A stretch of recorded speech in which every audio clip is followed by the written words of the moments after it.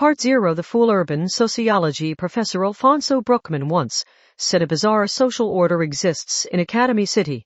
80% of its population of 2.3 million is made up of some kind of student. That creates an overwhelming number of minors, yet the city still ensures ease of use for the aged in its roads and elsewhere. Nor is its automobile industry in decline. Smoking areas are maintained over a surprisingly wide area, and the convenience stores and supermarkets sell alcohol like normal. Despite its unique population distribution, Academy City supports all ages in a wide variety of ways. The many do not crush the few with the tyranny of an overwhelming majority. That might sound nice, but there is a small loophole here.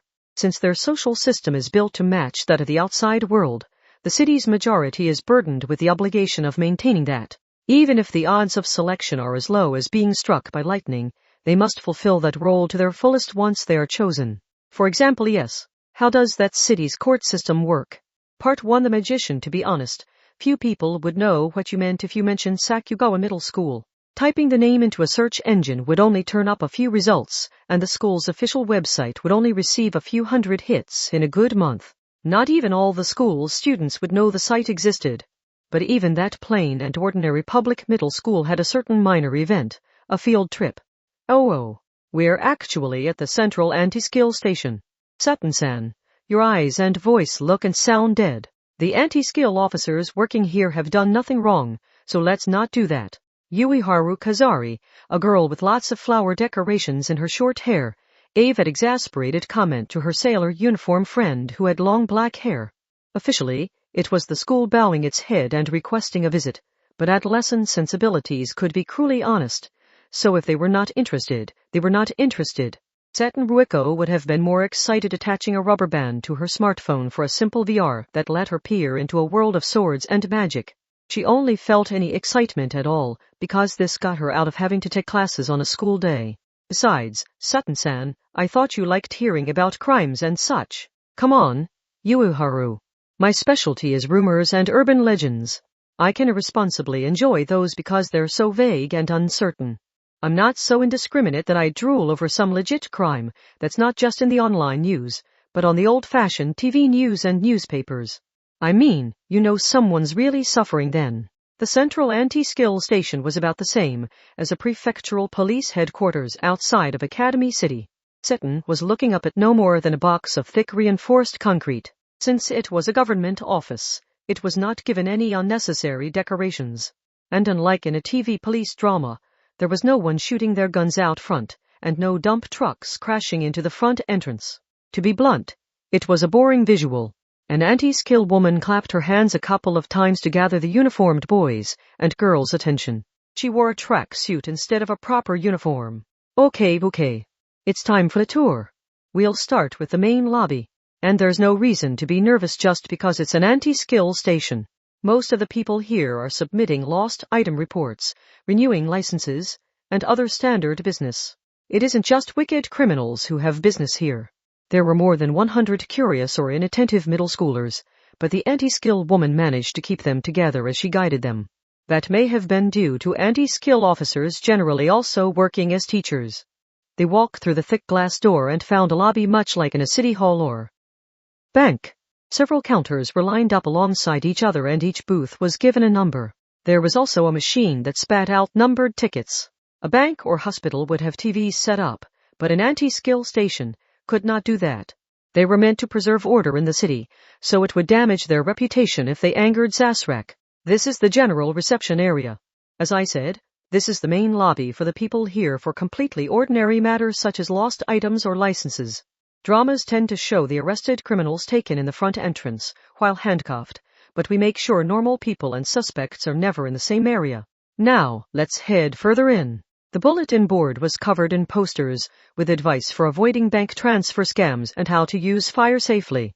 But in an age of smartphone VR, the hand-drawn portrait drawing stood out. Would the day ever come that you could put on some goggles and view them from any angle? Yuiharu, have you ever been to anti-skill before? I barely interact with them at all. Just then, Satin came to a stop while the group followed their guide. What is it, Satan-san? Well, the posters were all standard for an anti-skill station. Wanted for arson. Urgently seeking all information. Have you seen them? This is their last known appearance. The reward money period has been extended. The reward is set at a maximum of 6 million yen. Do not let them get away with robbery. The security camera footage of the Nishimaru department store stun gun incident has been released to the public. Anti-Skill would seek information from the public for anything from locating a missing minor to identifying a wandering old person they had taken into custody, but Saturn was looking at the section for wanted criminals with reward money being offered. Red, black, yellow, white. Those posters were given highly contrasting colors to draw the eye, and they were covered with images of mean-looking people taken from licenses or security cameras. These are wanted criminals, missus. And the rewards have reached the millions because they're so hard to catch. I'm not interested in capturing them. I just want a photo of these. Doesn't it make you feel like a bounty hunter in a video game? That's actually a real job people do, you know? Just then, Saturn's smartphone made an odd noise. The two of them frowned and looked at the screen to see something flashing at the top right corner of the photo management app. It was informing them of one of the app's functions. What's this? The album has started organizing the photos on its own, which means the facial recognition kicked in. It found a connection between the wanted criminal poster and the photos you've taken. They looked in the app and saw two photos in an automatically created folder. One was the poster Saturn had photographed. The poster's photos seemed to be taken from security camera footage. The person had their hoodies hood up and it was too grainy to see much of the face within. They could not tell what the person looked like, but the machine had apparently done some kind of processing to see the face in the darkness. Then there was the second photo. It was a perfectly ordinary photo already on Saturn's smartphone. She had probably wanted to show off on social media that she had gotten a convenience store's new seasonal product before anyone else, but the selfie showed Saturn sipping a toxically pink liquid through a straw. However, look. There's a cursor over here. You can barely see someone on a bike in the back. Isn't that the same person as the security camera footage on the poster? Part 2. The Priestess. Yes, we are right in front of District 7 Central Anti-Skill Station. Boye, who was arrested without a warrant, was just transported here, so the press is rushing the place. It is possible that the person known online as Loophole was working alone. As you might guess from his name, he has committed various brutal crimes as a way of pointing out the flaws in our legal and social system. So we can predict that he has simply gathered a large number of followers from the people who are displeased with anti-skill and judgment. You can't find this on TV. They're stuck following those boring broadcast regulations. Here is the information we have on the suspect in Ichijiri 15. These are the cases most likely connected to Loophole, the suicide assistance video case in which an incurably ill individual was sought out and euthanized. Was it acceptable or not to free him from his pain? The Loan Shark Office arson case, in which a registry of people with multiple debts was burned. Was it acceptable or not to free people from debt placed on them through illicit means? The Takarabune Bank vault imprisonment case, in which a banker was threatened and locked inside the vault while the air was gradually removed. Was it acceptable or not to leak the internal structure of the vault to an external rescue team in order to save an individual? And the Cold Sleep murder case. A frozen girl's corpse was discovered below a skating rink in District 15, which is known as Academy City's largest shopping district. Be as accurate as possible. The frozen girl's name was Asajimo Simi. Have you seen what they're saying on TV? The murderer is only called Boyo while the victim's full name is given. There really is something wrong with this country, Matsuha. If she's in cold sleep, isn't she still alive? And her brain and heart aren't functioning, and is there any way to safely unfreeze her? Biologically it's uncertain, and legally she's probably considered dead. Even if she's left like that for a few days, she's officially in cardiopulmonary arrest until a doctor signs the documents.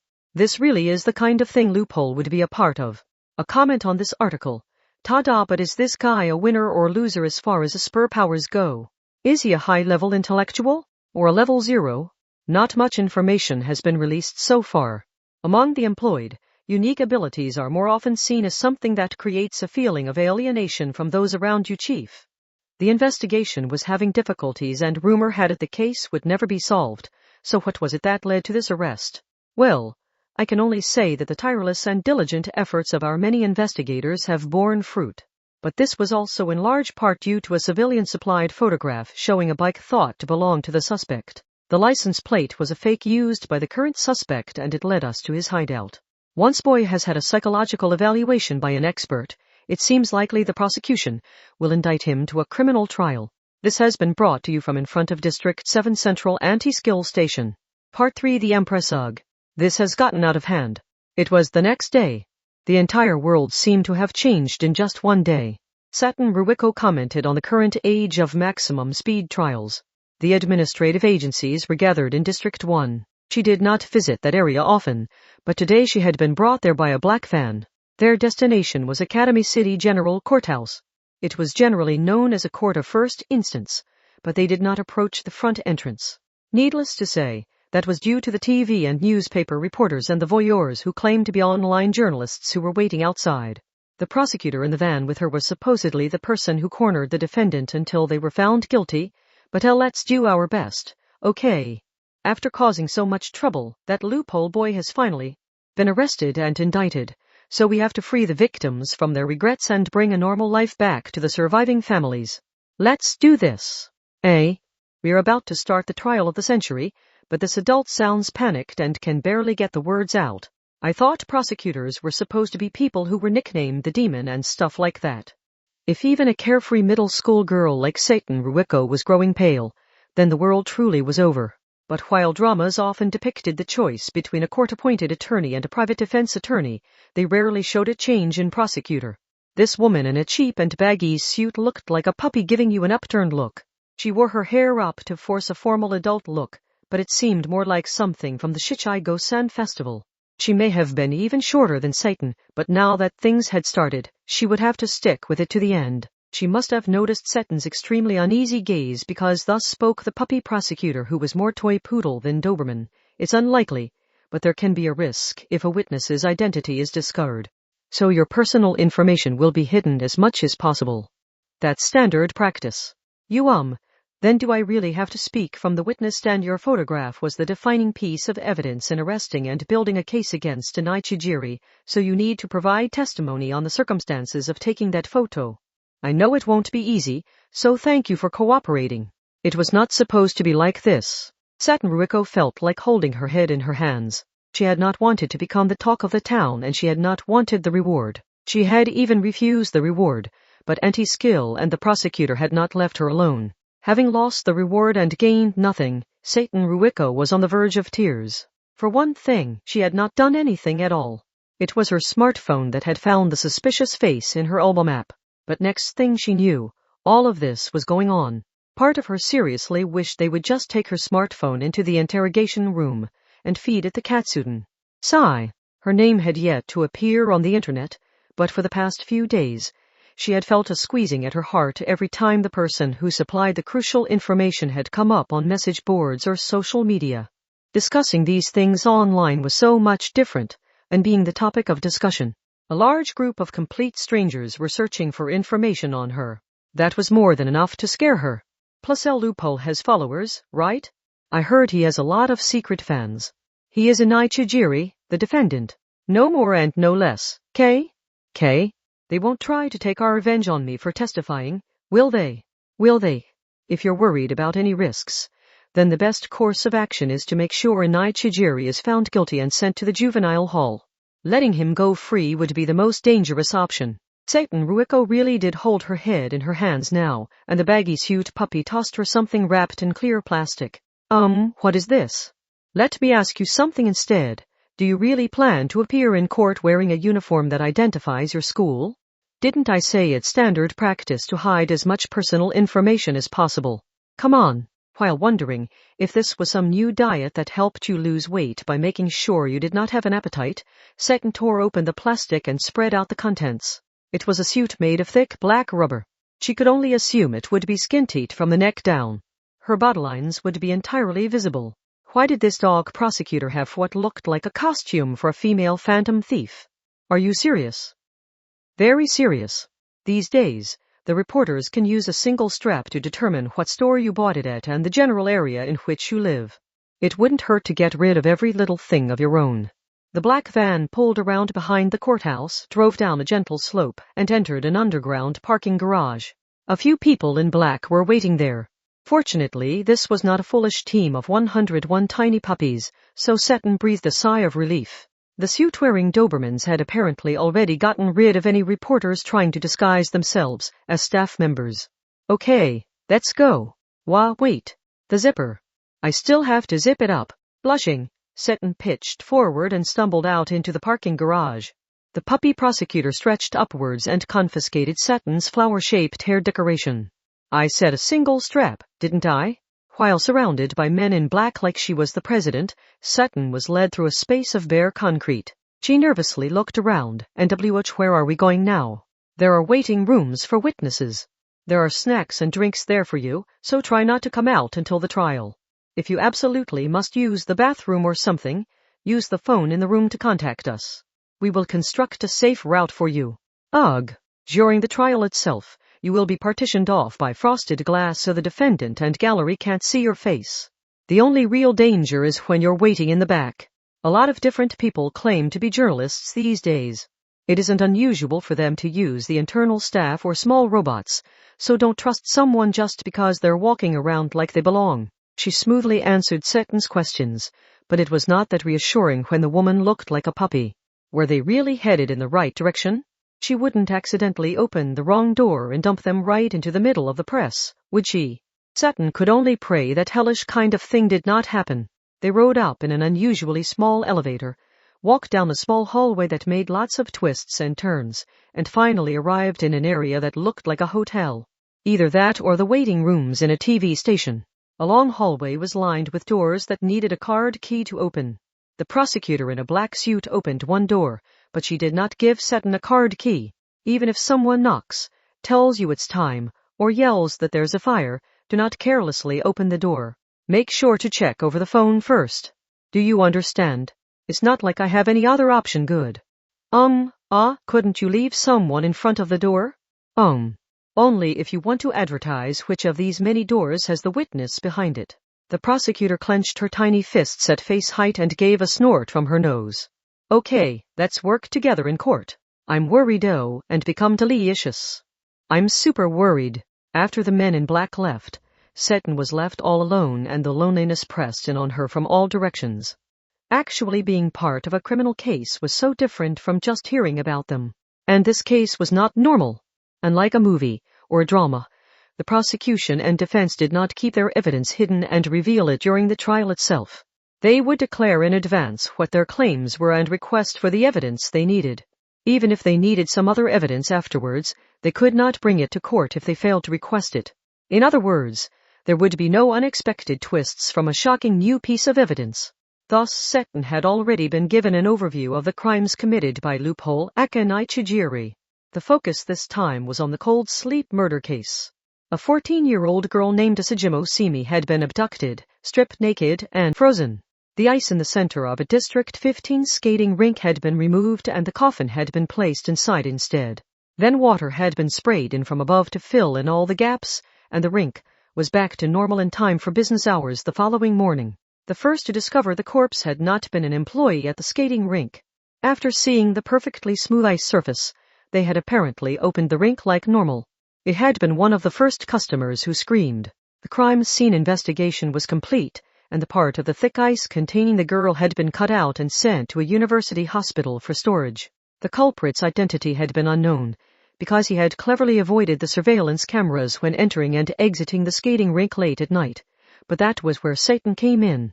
Her selfie had coincidentally photographed him leaving the skating rink and preparing to board his bike. Satan sighed. Her cell phone itself had not been confiscated. She looked down at the screen out of unease and loneliness, and she saw a few emails and missed calls.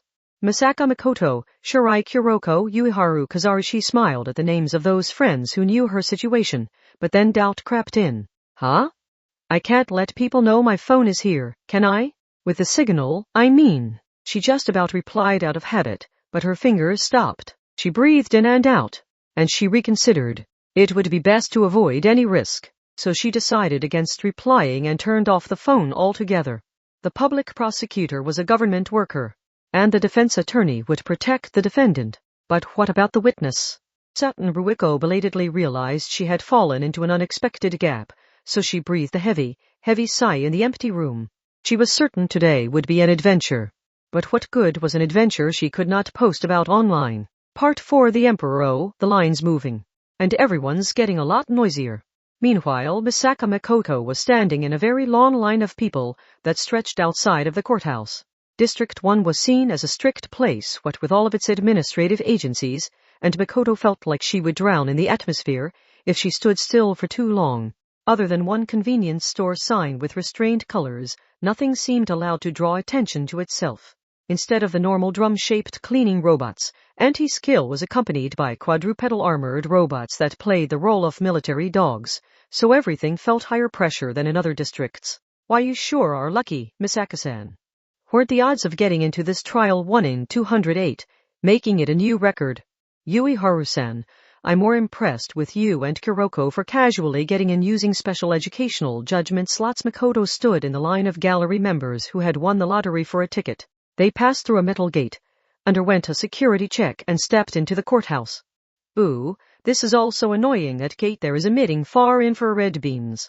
By intentionally messing with our body heat, they can lead already unstable people to make a mistake, allowing easier detection of suspicious people. It's a civilian application of an anti-sleep weapon. It only raises your body temperature by 0.5 degrees, but by emitting the far infrared beams in a grid, it can stimulate individual organs to leave you in an unstable state of mind. As their gadget expert, Yuharu Kazari explained it for them. Chirai Kuroko looked exasperated as she walked by Makoto's side. This is a normal school day, Wansama. There's something wrong with how the world works if Takuwada's ace is skipping class for some stuffy court case. I submitted the proper paperwork, so it will count as an extracurricular lesson on the justice system. Of course, that means I'll have to write a report on it afterwards. That wasn't my point. I'm better than them, aren't I? A deep electronic tone sounded. A girl hanging her head such that her bangs covered her face was caught by the metal gate and had a digital camera and voice recorder confiscated. A blogger claiming to be a journalist? She might just be one of Loophole's followers. If cameras and recorders aren't allowed, isn't it weird for them to let us keep our phones? Please turn that off, Wansama. Photographing the trial was not allowed, especially during a case involving minors. And yet 80% of the city's population was some kind of student. Yuiharu spoke nervously as she caught up from behind. THE's loophole-related cases have given him cult-like popularity online, haven't they? The odds of getting a ticket were 1 in 208, and I heard people were reselling tickets or counterfeiting ID to get in. And the people who lost the lottery are gathered around the courthouse. It's like a concert for some famous person. And if they're treating a criminal like an idol or cult leader, the electronic world must be as insane as ever. Well, that actually helps us out in a way. They were not foolish enough to mention the name Satin Riko here, but it was said that a tree was best hidden in the forest. It might have looked suspicious if Satin alone took the day off of school, but with this many people skipping school, she could pretend to be the same as all of them. Gallery members, please follow the official's instructions and move to Court 103. I repeat, an announcement played, but a few young people were arrested after pretending to be lost and heading toward the off-limits waiting rooms. Mikoto's group obediently walked to their destination. The double doors opened and they entered the courtroom. It's just like a drama set, said Yuiharu. Isn't that because the drama staff did their homework? A few rows of benches were lined up like in a movie theater. Those were the gallery seats for Makoto and the others. A metal fence blocked the way to the actual courtroom that felt separated from ordinary life. The witness stand was in the center. The prosecution seats were on the left from Makoto's perspective. There was a wall behind the awfully short prosecutor, and it blocked off a box of frosted glass. That probably surrounded a door. That would be for witnesses who wanted to remain unidentified, like Satin. The double doors opened and someone entered the box, but they could not tell if that was Satin or not. They could not exactly call out her name or wave to her. The defense and defendant were seated on the right. That meant in Nichijiri, who went by the name Loophole. Out-of-place cheers filled the courtroom. While the female glasses attorney whispered something in his ear, the boy leaned back in his chair, looking completely relaxed. His facial features had an androgynous beauty that made him look unrealistic and fairy-like. His beautifully glossy black hair and bright white skin had such fine lines that he looked like he would melt away like snow in your hand if a human so much as touched him. His Esper power was unknown. Was it high or low? What kind of power was it? To protect a minor's personal information from the press, the bag had been locked down, but that had only added to his strange charisma.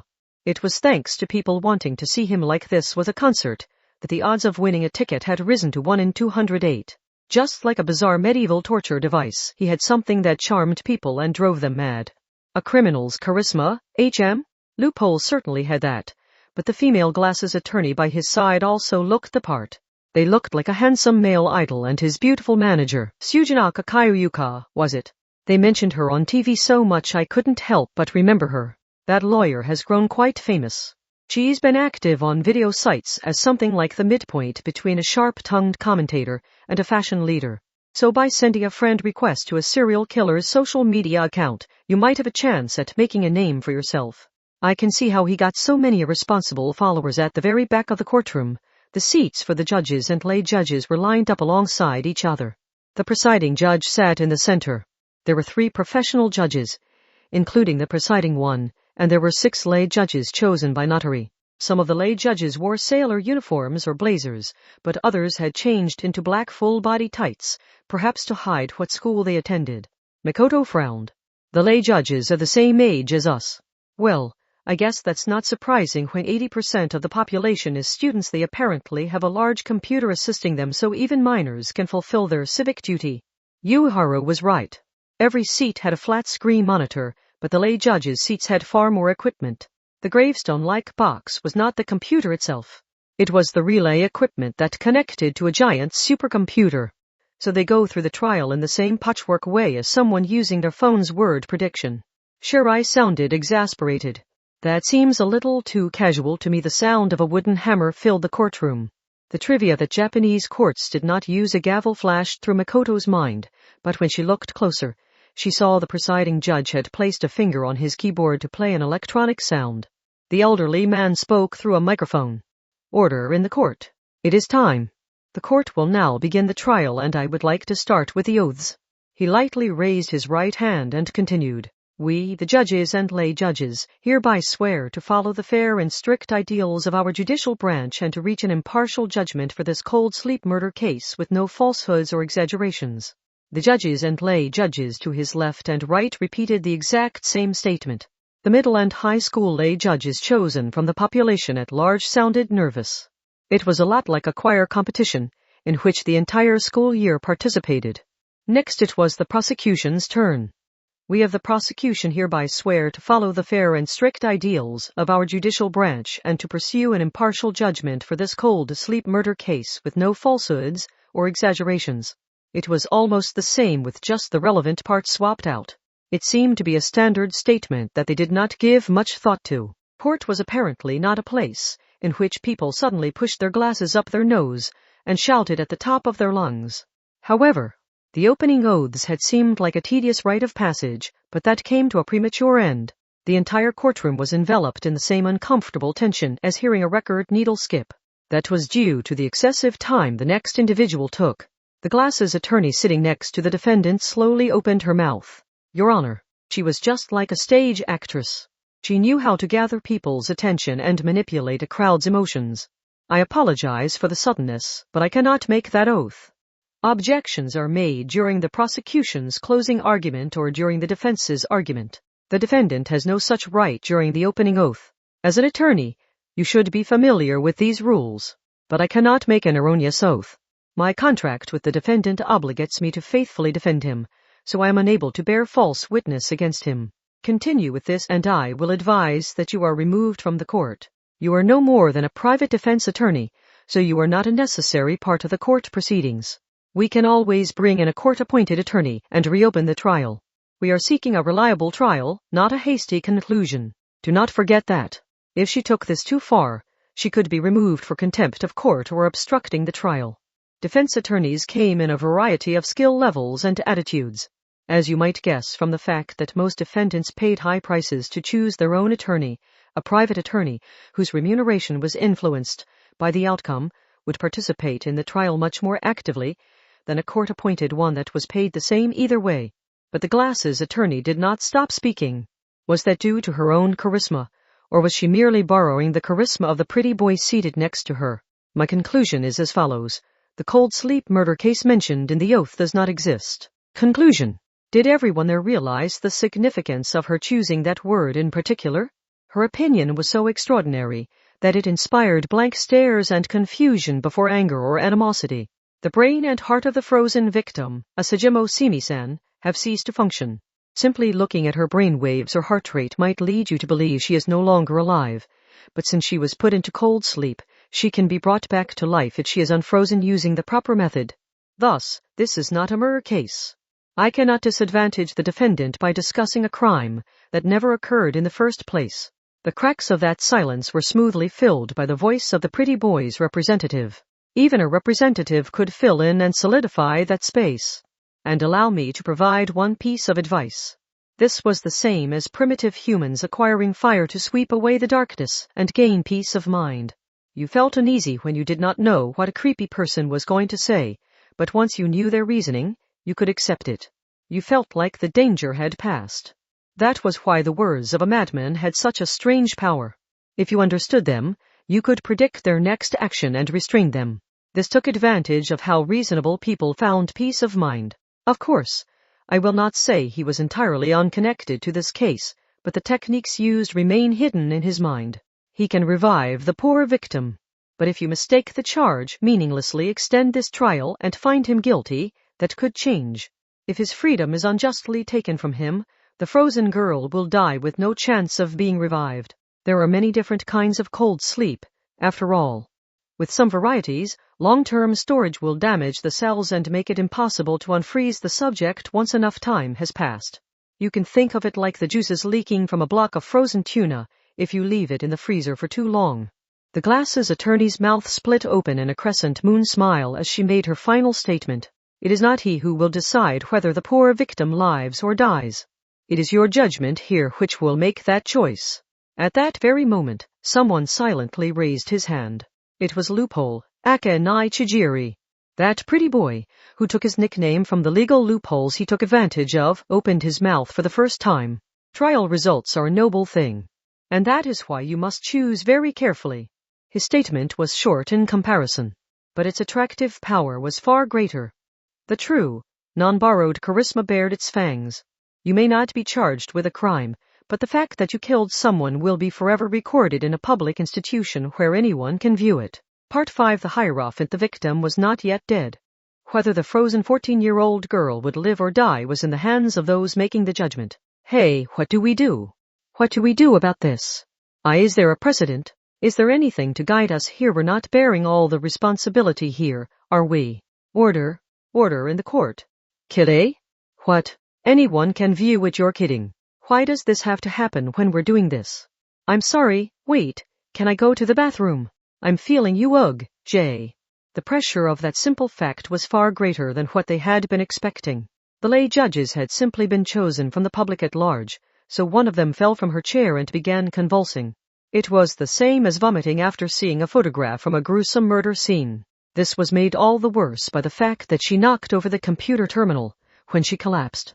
Academy City's speed trials required the support of those machines, so the trial was sent into recess as soon as it had begun. Wait, what do we do, Kuroko? After the judges, lay judges, prosecution, and defense had all left, there was no point in remaining in the gallery, so Makoto, Shirai, and Yuharu left the courtroom and began a strategy meeting in the lobby built in the hallway for taking breaks. Confirming his claim takes top priority, of course. Shirai Kuroko placed a hand on her chin. But I bet the defendant, Ichijiri, completely ignored the normal court proceedings with this absurd defense in order to mess with the computer. The computer? Yuiharu nodded at Makoto's question. Lay judges are chosen from the general public, but 80% of Academy City's population is made up of students, right? We're minors, so we can't necessarily make choices that influence the rest of someone's life. So a large computer is used to support their decision-making. It is not a sentient AI or anything like that, said Shirai. It is a learning machine that contains the results of hundreds of thousands of past trials. After all, precedent is everything in trials. Because of a past judgment, you know what to do with a very similar case in the present. Teach the computer those precedents the same way you teach a spam filter, and the number of years in prison or a total fine will appear on the screen like your phone predicting what you will type next. The middle and high school lay judges just have to judge whether those numbers seem too light or too heavy. However, there's nothing it can do when there is no precedent. Muttered Makoto. Yuharu rubbed a finger against her temple. Without that specialized computer, they're nothing more than middle and high school students just like us. Tell them they'll be killing someone and that the record of that will be forever viewable by anyone, and of course it's going to cause a panic. Especially since the lay judges didn't volunteer for this. So not all of them wanted to do this in the first place. As I said, precedent is everything in trials. So the legal world wants to avoid setting a bad precedent at all costs. That would be like teaching your spam filter the wrong thing. Their focus might be on the influence this will have on the next decade of trials, rather than on whether or not the defendant is guilty in this specific case. Without the support of the machine, can they properly judge this villainous criminal known as Loophole? It is possible the government will put a stop to all of this out of fear of a mistaken judgment. I only vaguely remember it, but wasn't there a molestation case where it became apparent during the trial that the accusations may have been false as part of a scam? The computer could not handle having the position of the defendant and accuser swap out like that, so it crashed, right? Is that why he started saying those ominous things about the lay judges killing someone, and the result being a noble thing with tricky judgments like this? It is possible to make an exception to the lay judge system that uses normal people and instead hold a trial judged only by professional judges. But the trial had already begun in this case, so it's too late to request that kind of change. They made it look like a simple case, and then turned that on its head. If they investigated the system's vulnerabilities to take it down, then Inichijiri and the lawyer next to him are something else. But there was still the fundamental problem. Misaka Makoto frowned. Isn't taking this all so seriously exactly what Inichijiri, was it? Isn't it exactly what he wants? Besides, this city is full of doctors, professors, and other experts. Can't we just have them unfreeze the girl? She looked back and forth between Shirai and Yuiharu. They seem to know something. To dig a little deeper into this, cold sleep is not a medical technique recognized by this country. Meaning? Since it is not a medical technique, it cannot be performed at a hospital. Whether they have the skills or not, it would be like having a doctor give you a piercing or tattoo in the operating room, right? Then what about a university professor? They can try. But if they fail and a Sejimo Simi really dies, things are a little different from attempting a surgery, but failing to save the patient. It would count as a clinical trial or human experiment, so they could be charged with professional negligence resulting in death. So no one would attempt the dangerous unfreezing. It might be possible to save her with their techniques, but they could protect themselves if they turned a blind eye. Sparks burst from Mikoto's bangs. She consciously took a deep breath to calm herself before she continued the conversation. So did Loophole know this would happen from the beginning? The arrest itself only happened because of the selfie that Ashi took, right? I doubt he predicted that. But I can't deny he could have started gathering useful pieces after he was arrested and built the current situation using those. Inichijiri was not after a not guilty verdict. He wanted to erase the crime itself. He wanted the case dismissed. If this goes the way he wants, what will happen to her? If they were not careful, they would accidentally use Seton's name. They had to pause for a second to rephrase it.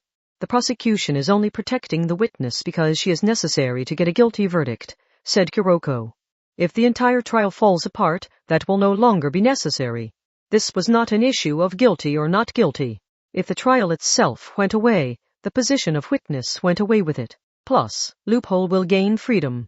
And she is the one, and only person who cornered him to this extent. To put it another way, she marred his record of perfect crimes. It could not be more obvious who his next target will be once he is free once more. That was all the more creepy when his Asper power was unknown in the name of privacy. They had no way of knowing what method he would use once he was free. See, can't they get Inichijiri to tell them how to unfreeze the girl? Yuharu.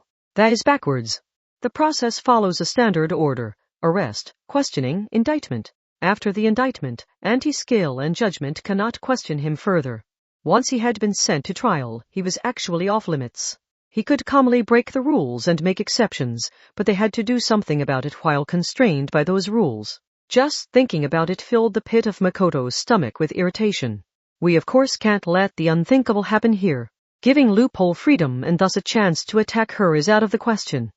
It would be dangerous to ignore the shaken judges and lay judges. But a human life carries a lot of weight, said Shirai. If the chosen lay judges continue to refuse the role, the trial itself cannot continue. After finally getting an Ichijiri into court, the prosecution will want to stick with it, but they will not want to take the blame for losing a life that could have been saved. Let's not forget how many followers Loophole has. Whether they're just joking or not, if they make a fuss online about this and it fills the lists of trending words, it could easily influence the decision of those at the top. Yuiharu looked worried. Are you familiar with the concept of double jeopardy? Because double jeopardy is forbidden, you cannot repeat a trial that already reached some form of result, and that applies not just to a guilty or not guilty verdict, but also to cases that are dismissed like this one would be.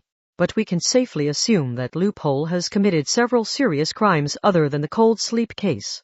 So even if he escapes justice here, he can be found guilty of a different crime and sent to juvenile hall. It is possible the judges will use that reasoning as an excuse here. But there was no promising evidence or testimony for any other case. If an Ichijiri was allowed out, he would effectively be free. Volunteers might keep an eye on him, but he would be free to wander the city and pursue his next target. And his gaze would most likely be on Seton Ruiko. He had an inscrutable power and anonymous followers. If he took action, it would be difficult to defend against it in advance. What were the hurdles here? Was there nothing they could do? Mikoto mentally gathered what information they had and resumed speaking. Yes, we've identified the problems here, so we'll have to work through them one at a time.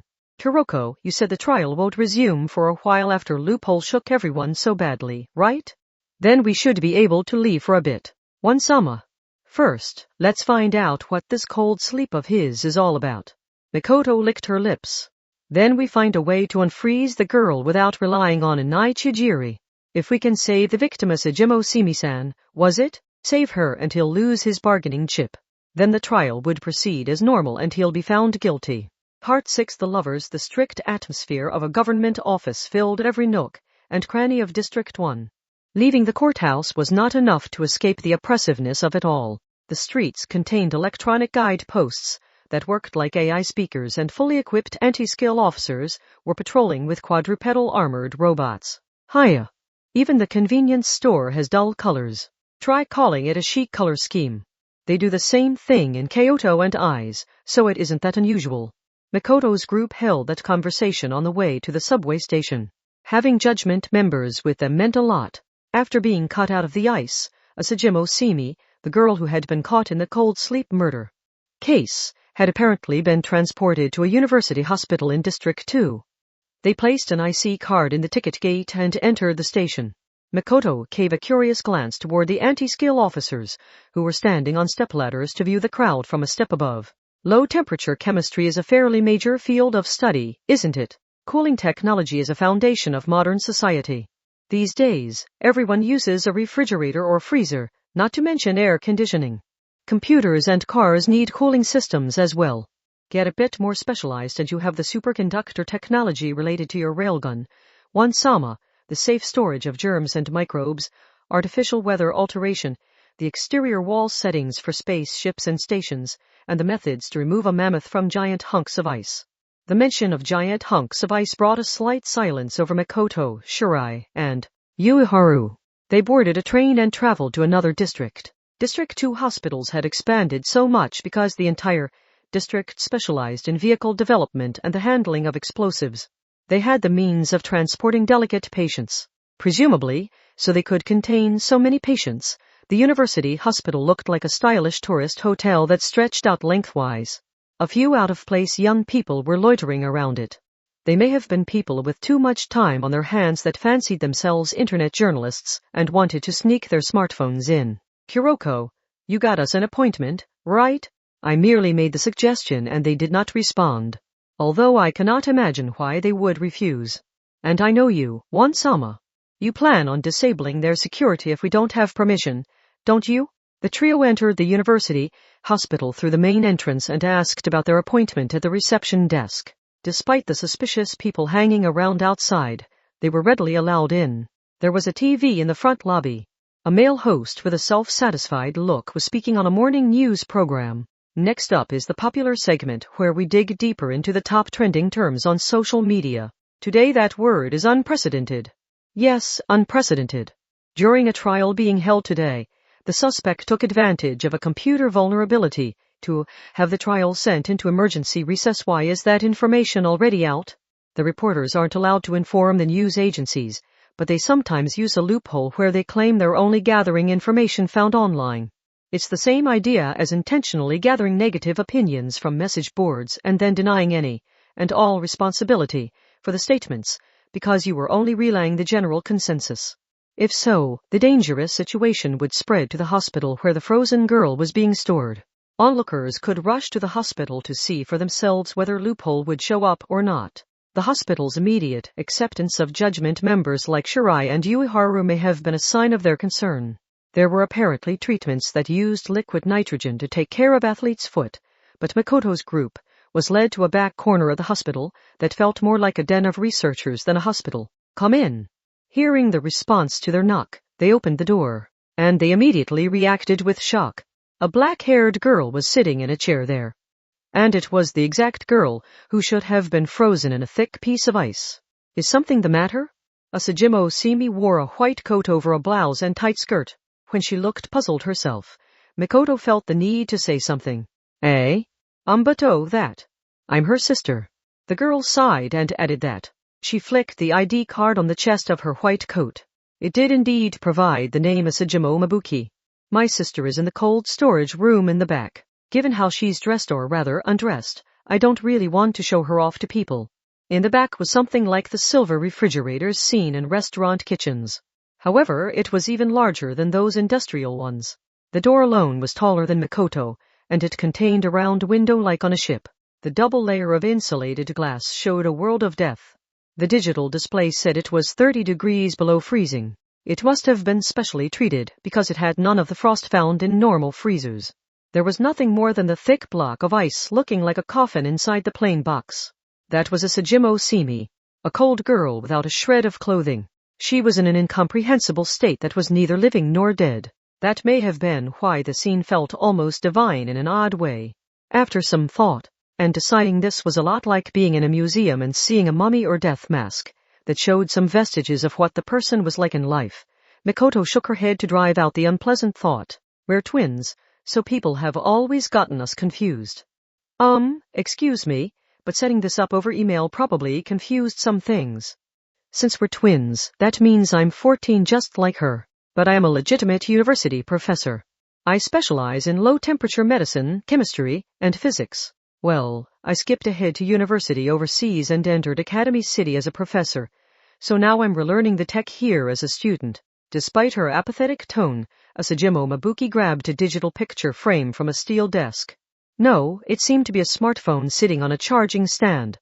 She slid her thumb across to unlock the biometric identification, flicked through an album app, and showed them a photo. It showed two identical girls in the same frame. They were holding out some kind of certificate with Western writing on it, but it seemed to be a diploma. Oh, and this is my sister's smartphone. I thought it was still too soon to cancel the service. Doing that would mean accepting her family member's death. Accepting the death of a girl who looked just like her. Mikoto wrinkled her brow like that had touched on a bitter memory, but then she realized something. Huh? But didn't you just unlock the biometric identification? Because we're twins, she explained. There are theories saying identical twins won't have the same fingerprints and irises, but in our case, we're similar enough to fool a normal cell phone. A premium model for a corporate contract might be a different matter, though. In the photo, it was hard to tell which was which. The one holding the diploma was likely Asajimo Mabuki, but Simi also looked delighted as she hugged her from the side with a smile. They must have been friendly sisters. And that may have been why the girl in a white coat gave an exhausted smile. I believe I have at least a general understanding of the situation. Although I was a little shocked when the morning talk shows got here before Anti-Skill or Judgment. But perhaps because she was with Judgment, Shirai Kuroko was willing to go ahead and ask what questions she had. But your sister is still in the ice. How did you get just her phone out? I called her on the night the incident supposedly happened. The white coat girl slowly shook her head. But she seems to have left her phone in her room that day, so there was no response.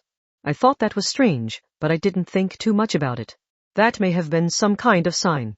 It might not have changed anything, but I can't help but wonder if she wouldn't have been frozen in ice like this if I had immediately left my room and gone looking for her. Frozen in ice, the phrase held more weight from an expert and a relative of the victim. There was a strange pressure behind it. Mikoto found herself gulping. It was a perfectly normal phrase, but it was a shock to hear it used for a human. So how bad is it? Mikoto hesitantly asked, and the girl who looked identical to the frozen one breathed a slow sigh. They were twin sisters, blood-related family. If there was a way to remove her sister from that ice, she would have no reason to keep things the way they were. That was how Mikoto saw it, but it seemed the situation was a little different. It might be difficult to understand if you only look at it from one angle. With the thick ice in the way, we can't do a detailed analysis, but there is one oddity I can see just from an exterior examination. Asajimo Mabuki pulled a medical chart from a shelf and spread it out on the desk. There seems to be a large vertical wound on her back. It was likely a sharp incision made with a scalpel. Simply put, she was cut open like a mascot costume's zipper, and then rapidly frozen without stitching it up. Wait a second. So even if you do know how to unfreeze her, yes. The wound looks closed at the moment, but as soon as the ice melts, my sister will start hemorrhaging blood. That prevents us from using any normal unfreezing process. The medical chart was so full of small writing and arrows that there was barely any white left. She had not been sitting around doing nothing this whole time. She had been looking at every single idea that occurred to her, even if it was like grasping at straws. These were the records of her agony as she desperately wanted to save her sister, but could not. Even if she is still alive, we would be delivering the finishing blow by melting the ice. So the situation is set up so whoever tries to save her will become the actual killer. Loophole. This was exactly the rebellious setup that Demon would like. But go ahead. But isn't it dangerous to delay unfreezing her? It is. Of course it is. The criminal permeated her cells with a saline-based preservative to prevent damage to the cellular membranes during freezing and unfreezing. But to be honest, that is an outdated method. Saline? In this case, it refers to water with a salinity of 0.9%, but I doubt that's what you meant. The 14-year-old professor slowly sighed. The volume of matter changes when it goes from liquid to solid and vice versa. Have you ever heard of drink bottles bursting when placed in the freezer? Yes, I have HM. Oh, I get it now. I'm glad you've caught up. The body is 70% water. If there is too great a difference between the expansion/contraction rate inside and outside the cells, there is a risk of the cellular membranes rupturing during freezing and refreezing. That is the purpose of the saline, which matches the human body as closely as possible. Asajimo Mabuki paused for a second. Of course, using saline as a cold sleep catalyst is an outdated method used only during the early stages of research into the field. These days, the leading method uses a synthetic preservative derived from the structure of egg white. There are several fields of medical research that have taken that in unique directions, such as artificial blood and collagen for treating burns. Outdated? Asked Mikoto. So is there a problem with that method?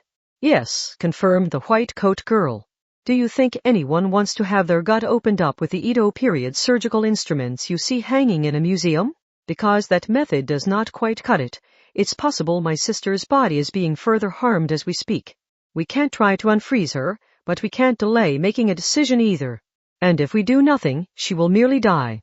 On the other hand, if we do something, we will be held legally responsible. Thus, the higher-ups will not give me authorization.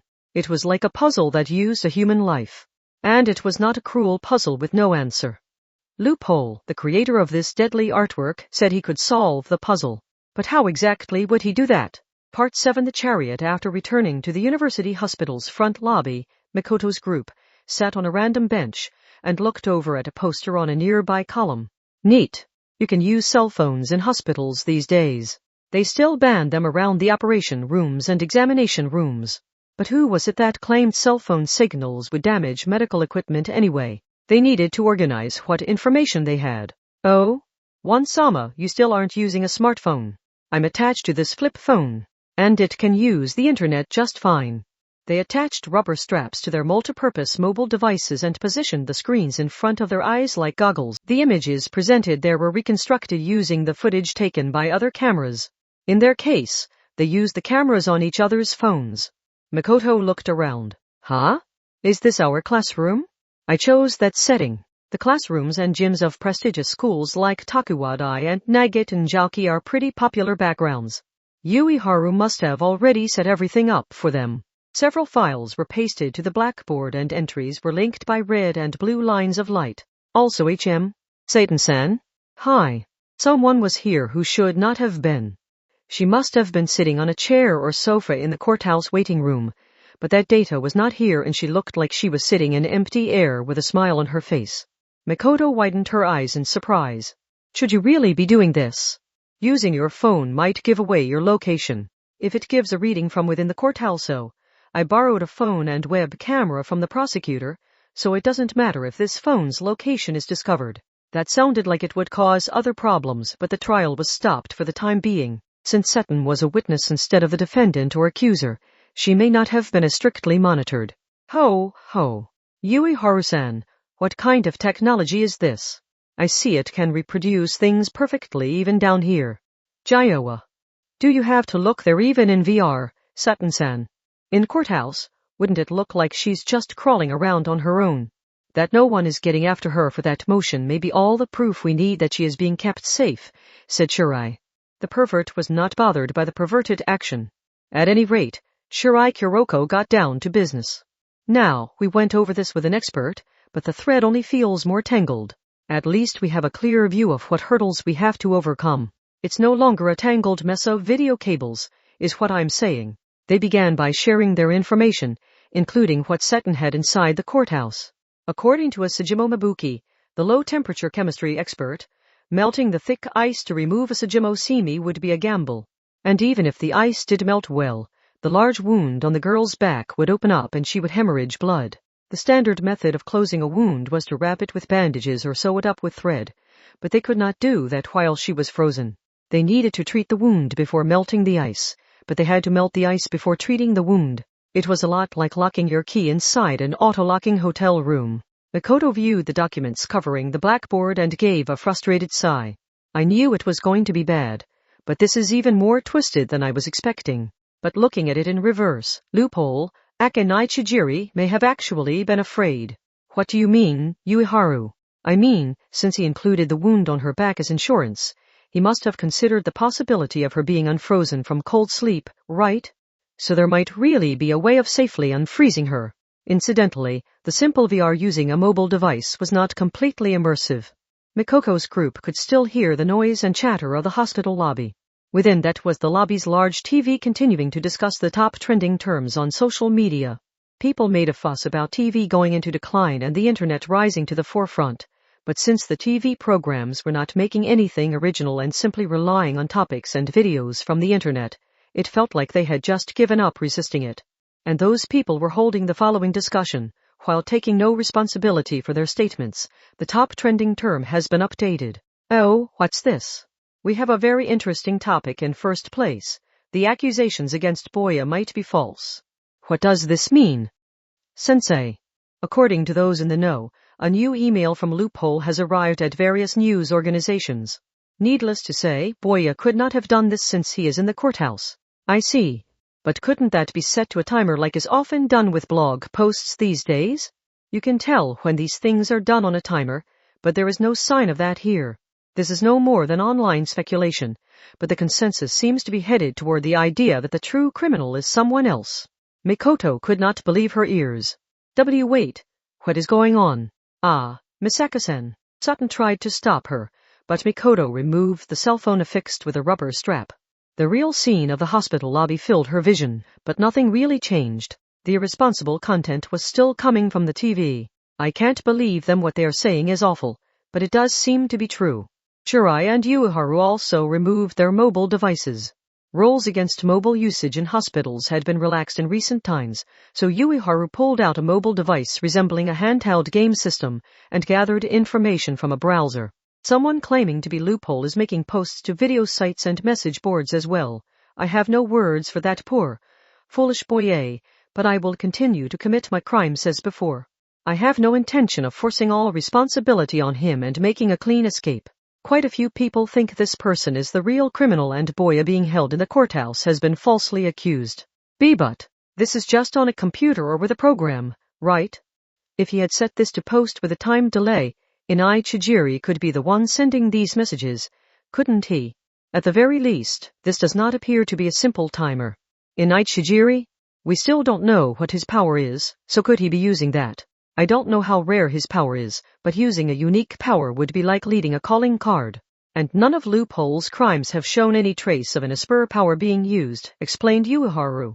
But Loophole does have a lot of followers online, so even if this isn't him, it is possible a follower of his is posting these videos and messages, and the others are agreeing with it to suck up to him. The change was too soon after the news came out, and I doubt the trending word could have naturally risen quite that quickly.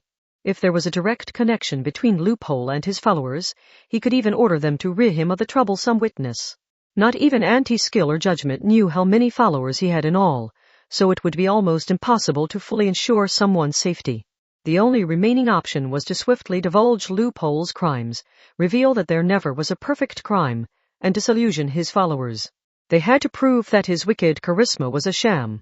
Mikoto glanced over at the lobby TV and placed a hand on her slender chin. She set aside the fact that the producers had given up on making anything of their own and were entirely reliant on the internet.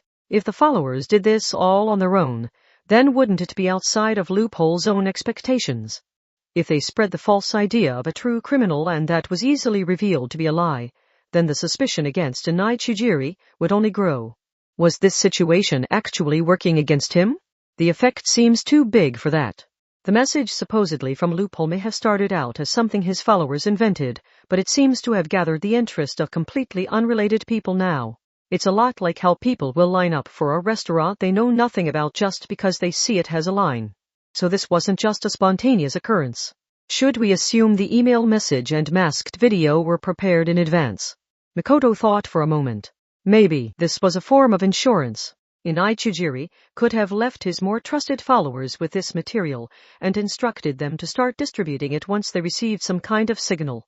Since he wants to have the case dismissed before the issue of guilty, or not guilty even comes into play, pressure is what he should want most. If this grows into a social phenomenon, it will be all the harder to keep the trial going. But how would he give a signal? Asked Shirai.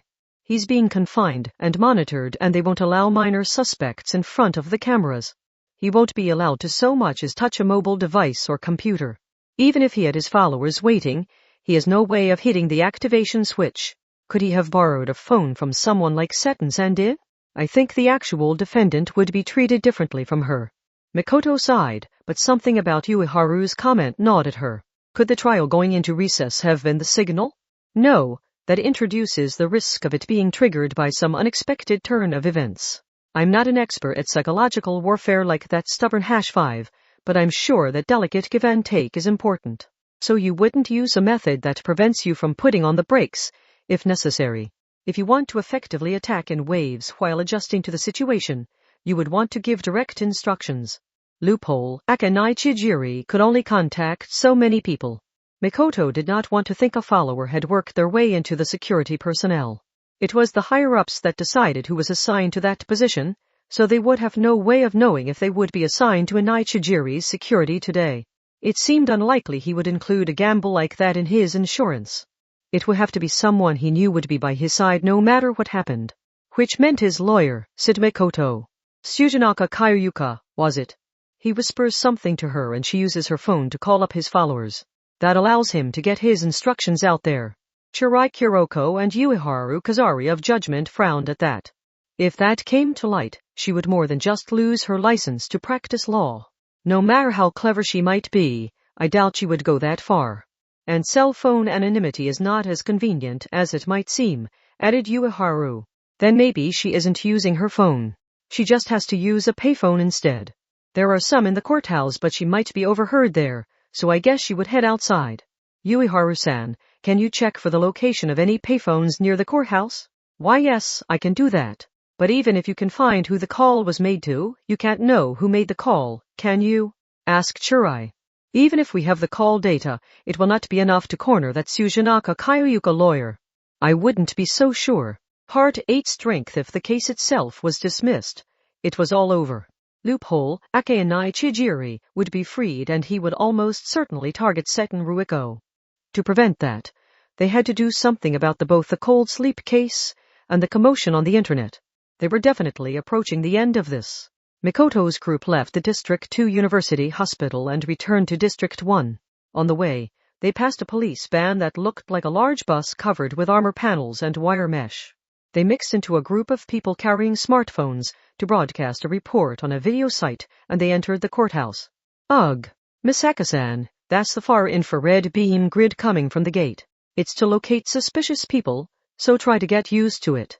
Does this mean one Sama is a powder keg waiting to go off? It seemed more than one trial was being held that day. There were a surprising number of people moving every which way. This is Nakamura from the prosecution. I have the evidence needed for the phone scam trial. It's about 30 cell phones in all. Thank you. It's the same place as always, but I'm obligated to explain it to you. The temporary storage room is around the corner in the hallway to the left. Thanks. And thanks for signing the form. Mikoto's group cut across the main lobby while giving a sidelong glance at the adults casually discussing a topic that would determine someone's future. Sujinaka Kayuka, the female glasses attorney working for the defendant, was sitting on a sofa in the break area lobby. She was nonchalantly viewing her smartphone and smoking a cigarette. Or perhaps moving away from strictly monitored Nichijiri gave her the chance she needed to use her phone freely and send out some instructions. You, and who might you be? Hearing that, Mikoto immediately shut her mouth. With that shady group's information network, they might be able to determine the witness's identity, but telling the enemy she was Satan Riko's friend would still count as offering up a sacrifice. Shirai Kuroko stepped forward instead. Excuse me. I am from Judgment. The defendant has been placed in the prosecution's custody, so there is nothing for you to do here. Concerning the charges he was indicted for, yes. But that changes if he is currently spreading false information to obstruct the trial's progress. We must gather the necessary information, take appropriate countermeasures, and bring an end to this confusion. Then Ueharu spoke up as another Judgment member. And this field was her specialty. Sujinaka-san, you have turned off your cell phone 3 times since the recess began, haven't you? And for about 10 minutes each time. I must express my shock that you would abuse your investigative abilities to research that, but I have a habit of shutting off my phone when I take a bath or use the restroom. Or do you need me to tell you which floor's bathroom I used and which stall I was in? I have a right to privacy. During the time your phone was off, suspicious phone calls were held at the payphone at the convenience store in front of the courthouse. And instead of calling someone else from the payphone, someone called to the payphone. The times match up perfectly, so do you have any idea why that might be? I see the female glasses attorney laughed and showed her smartphone screen to Mikoto's group. It showed a social media app with various messages popping up in real time. Are you trying to say this was the defendant's doing? You can make whatever accusations you like, but I seriously doubt he could trigger a social phenomenon while trapped in a small room and monitored at all times. That's why he gave you his instructions and you relayed them to his followers outside. And you used the payphone so there wouldn't be a record. Mikoto shouted at the woman and Sujinaka raised both hands. She showed no sign of fear. Now, Sheriff. Act all courageous if you like, but to be honest, I don't really care. What I remember now. I saw you in the gallery. Sujinaka Kayuka laughed. You know someone involved in this case, don't you? These days, it isn't unusual for people to monitor the lay judges and show up in the courtroom to intimidate them. It would seem you wish to ensure a guilty verdict no matter what it takes. Perhaps by intimidating me and having me back out as his attorney? I don't want you of all people treating me like a criminal. You can't, Misaka-san. Grab her and you really will be breaking the law. When Ueharu stopped her, the female glasses attorney shrugged with a triumphant look on her face. But Ueharu was from Judgment and she did not want to protect the woman. All unnatural social phenomena fall apart eventually. Overseas, supporters of a bill banning UFO research used bots to make more than 1 million posts that pushed support for the bill into the trending topics. But once the method was discovered, public support fell away. Your confidence will not last forever. You really shouldn't criticize people with baseless speculation. If we were in court, I could accuse you of a crime for saying that. Sujinaka placed her cigarette back in her mouth. No matter how much you struggle, this is a constitutional state ruled by the people and the results apply equally to everyone. This trial cannot continue. If the pieces cannot advance along the board, they cannot pass a verdict, and you cannot make someone guilty with mere assumptions and speculation. That is how the system works. Thank you. Mikoto immediately snapped back at her. Did you really think you wouldn't leave any trace at all if you turned off your phone and used a payphone? Oh? Are you going to use hacking this time? Falsified information or information gathered through illicit means has no power as evidence. This trial is gathering a lot of attention. Mikoto licked her lips. It all came down to this, so she gathered her focus. The odds of being selected for the gallery were 1 in 208. The people who weren't chosen still wanted to ride the wave of popularity, so they took the day off school and surrounded the courthouse. There are a lot of eyes out there. And a lot of phones and cameras too. No matter how sneaky you were, you would have left some trace. What, do you think you can use facial recognition on every single social media photo to find me hunched over with the payphone's receiver held to my mouth? The woman's words were infuriatingly smooth. She may have seen this as a possibility from the beginning. Yes, a picture could be difficult. Mikoto grinned. But what about your voice? Smartphones, car navigation systems, electronic guideposts, AI speakers. The streets are overflowing with internet-connected voice recognition services these days. We live in a crazy age, don't we? You're essentially surrounded by listening devices at home, in your car, and wherever you might go during the day. And just like a fingerprint, a voice print can be used for biometric identification. You sometimes see products to fool facial recognition since it's so well known. Like how you see people wearing masks even though they don't have a cold or allergies. But what about your voice? Even if you place a machine over the receiver to change the tone of your voice, any surrounding speakers will pick up your original voice. So the odds are pretty good that the unaltered conversation data can be found somewhere. The attorney's words had been so smooth before, but now they ground to a halt. It had the same awkward feeling as a record needle skipping, so this was probably the real deal. Changing your voice on the level of breathing in helium can be corrected for with a computer. And since we can speak with you normally now, you probably didn't even do that. If you really were holding a suspicious conversation at the payphone by the convenience store, some of it would have been picked up by the devices flooding the streets. But if you really believe that data doesn't exist, then you can relax. Just like the story of the tortoise and the hare, we will slowly but surely catch up to you. Modern program analysis is incredible, you know. Software for use on criminal sites and message boards can sort through the hundreds of thousands of posts on a server in no time at all. With that said, Mikoto snapped her fingers. After signaling to Yuiharu, who held a mobile device, she spoke a few terms with a pause between. You know what? The incident. The goods. Ice. Sugar. In the bag. Dispose of. Eliminate. A feeling. Extract. Take care of it. Reward. The usual place. Can I ask that of you? Adjustment. The judgment device emitted an electronic warning noise before she had said even half of them. But Mikoto finished the list regardless and winked. See? If you can do it with text, you can do it with voice. Even if you avoided the more incriminating terms and used code words, you shouldn't think you can escape. Nothing you say will change the conclusion. The flame in the cigarette brightened and faded irregularly. She was breathing erratically. The defendant was indicted on false charges, and he has not participated in a single crime. I will follow my own ethics and beliefs by justly defending his dignity and right to a free life. A single witness brought an end to Loophole's legend. Once his identity was known, anti-skill narrowed their focus onto him, so they searched his home and found plenty of material evidence. There is simply no way he can be acquitted. That was obvious enough from the fact that they were trying to prevent the trial from continuing instead of winning a not guilty verdict. This defense attorney was well aware that he could not be acquitted by any normal means, even with all the dirty methods she was familiar with. But she showed no sign of concern. Mikoto's group had supposedly played the perfect hand. The payphone conversation data had reached the point that she could not ignore it. And yet it felt like she was slipping from their grasp. It was not quite like they had been off base. They had to have done some damage. And yet she would recover from that. She would make a comeback. She still had something hidden up her sleeve. The attorney breathed out some cloyingly sweet smoke and spoke with a smile. Her words seemed more like a mantra to calm her heart than something directed at Mikoto's group.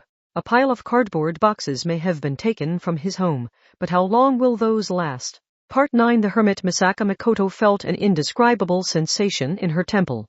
She could not help but look away from Tsujanaka Kyoyuka, so sure I immediately gave her a puzzled look. One-sama, is something the matter? What did you do? Muttered Mikoto. Her tone made it clear this was not a response to her underclassmen. What did you bring to this courthouse? Her enraged shout was like a nearby lightning strike, but the female glasses attorney was unfazed. She acted like she had known that reaction was coming. I have no idea what you mean. Mikoto clicked her tongue and walked off, following the odd feeling. Shirai and Ueharu hurried after her. You went too far, One-sama. She'll feel more confident if I intentionally act like I'm out of control, right? But we did manage to shake that intellectual glasses woman. Without that, we wouldn't have found out they had played their trump card. What is this trump card?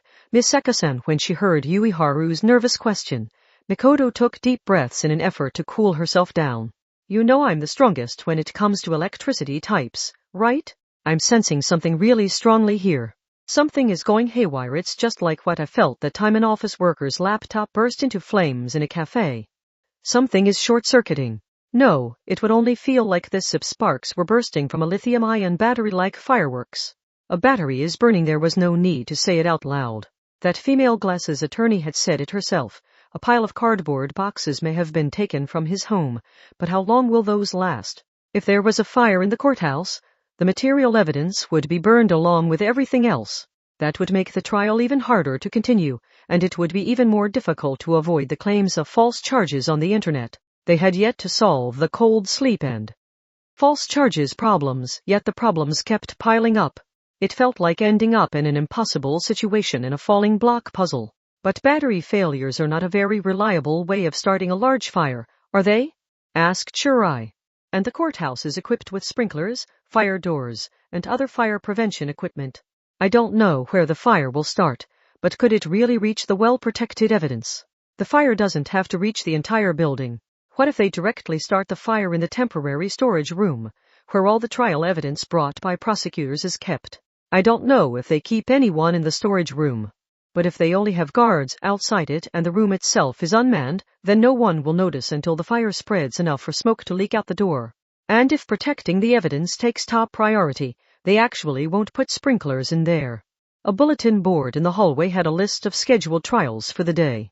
One of those was a phone scam case set to be held in a different courtroom from the cold sleep murder case. Mikoto tapped that display. This is probably it. A phone scam case would use a lot of cell phones. Modified phones could be sent into the temporary storage room to ignite the other evidence. THN, Miss Seka-san, we need to tell the courthouse officials. If they want to protect the evidence, they can't let even their own people inside for just anything. And we only have this sense of mind to go on. The battery is already shorting. By the time they get all the paperwork in order, it'll be too late. Then what exactly are we supposed to do, One-sama? That's obvious. There was only one thing to say here. We do whatever we can. Part 10 Wheel of Fortune. The temporary storage room was used to protect all the evidence for the day's trials, so its security was of course strict. Mikoto or Ueharu could handle electronic security like cameras or sensors, but they could not do anything about the two guards standing in front of the locked door. Can't you pop right inside with your teleportation, Shirai-san? It's probably a cramped room full of shelves. I would rather not find myself embedded in a shelf as I appear. But a hint had already shown itself. Kuroko, and Ueharu-san too. Can you two head up to the second-floor hallway directly above here? Sure, but what for? I want to get rid of the two protecting the door. And without violence. It won't be hard to find something that will make them panic. Yes. Why was the temporary storage room not equipped with sprinklers? One only had to think back to that question. It can be a water pipe, a toilet, a drink vending machine, or whatever else. Just flood the second floor so the water leaks down to the first floor. Dinan's suit, it only took a single drop to frighten those men who were both more than 2 meters tall. Confused by the water dripping on their noses, they looked up and then bristled. Hey, what's that? There's water leaking down. Are you kidding? Where from? We're storing evidence in here. They shouted into their radios, but that was not going to immediately stop the water from the ceiling. They must have been extremely panicked, because they ran toward the stairs to see what was going on up above. Mikoto poked her head around the corner and approached the vacated door. The electronic lock with a palm reader meant nothing to her. She tried unlocking it with her powers, but then she frowned. There was no response. And she sensed the unpleasant smell of burning plastic. Don't tell me did the heat damage it? She frantically opened the door. That must have sent more oxygen inside because a cardboard box that had been smoldering and giving off black smoke grew as red as heated metal. Not good, it burst into flames. She had no idea what evidence was connected to what case, and she did not have time to check the labels on the cardboard boxes. She instead grabbed the fire extinguisher in the hallway. The fire was spreading the entire time she removed the pin, aimed the hose, and prepared it for use. A somewhat pink-colored foam sprayed out. With the sound of compressed gas being released, the fire-extinguishing substance reached the base of the fire. The flames showed signs of reigniting a few times, but she ultimately managed to put it out. Everything was covered with black soot, but a surprisingly few number of the boxes themselves were burned and scorched. It may have meant a lot that she extinguished the fire early on. The cold sleep murder case. Good, the boxes with that label don't look harmed. This shouldn't affect the trial. Oh, dear. Just then, she heard an affected voice behind her. She turned around to see that attorney, and there was a smile on Tsujanaka Kayuyuka's lips. It would seem there was a problem with the evidence storage. I have no choice but to report this to the presiding judge and raise an objection against the evidence gathered for this case.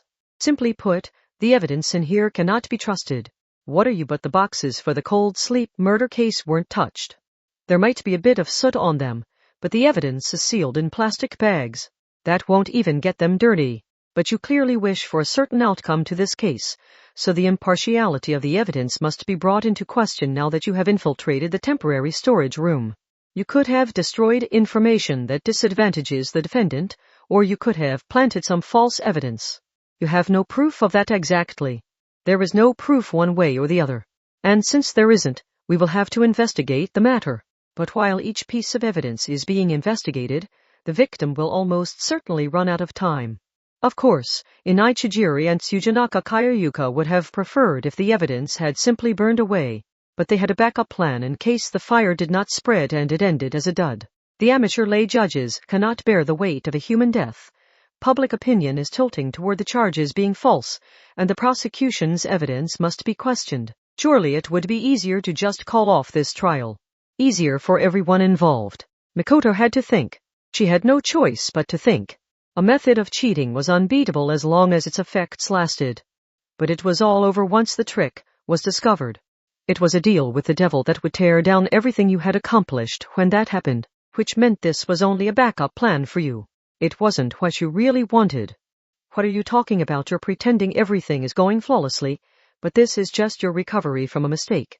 That's why the biggest problem for you still exists here. The answer was simple. Misaka Mikoto pointed at one partially burned cardboard box. Below the pink fire-extinguishing foam, it contained the evidence for the phone scam case, a bunch of cell phones with lithium-ion batteries. Meaning the ignition devices are still there. Exclamation! There is no textbook for toys like this. Everyone has to teach themselves, so they always develop some kind of idiosyncrasy.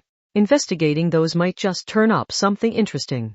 And if we can track down the ignition device's manufacturer, we might just learn who hired them. The winds were changing. You can't.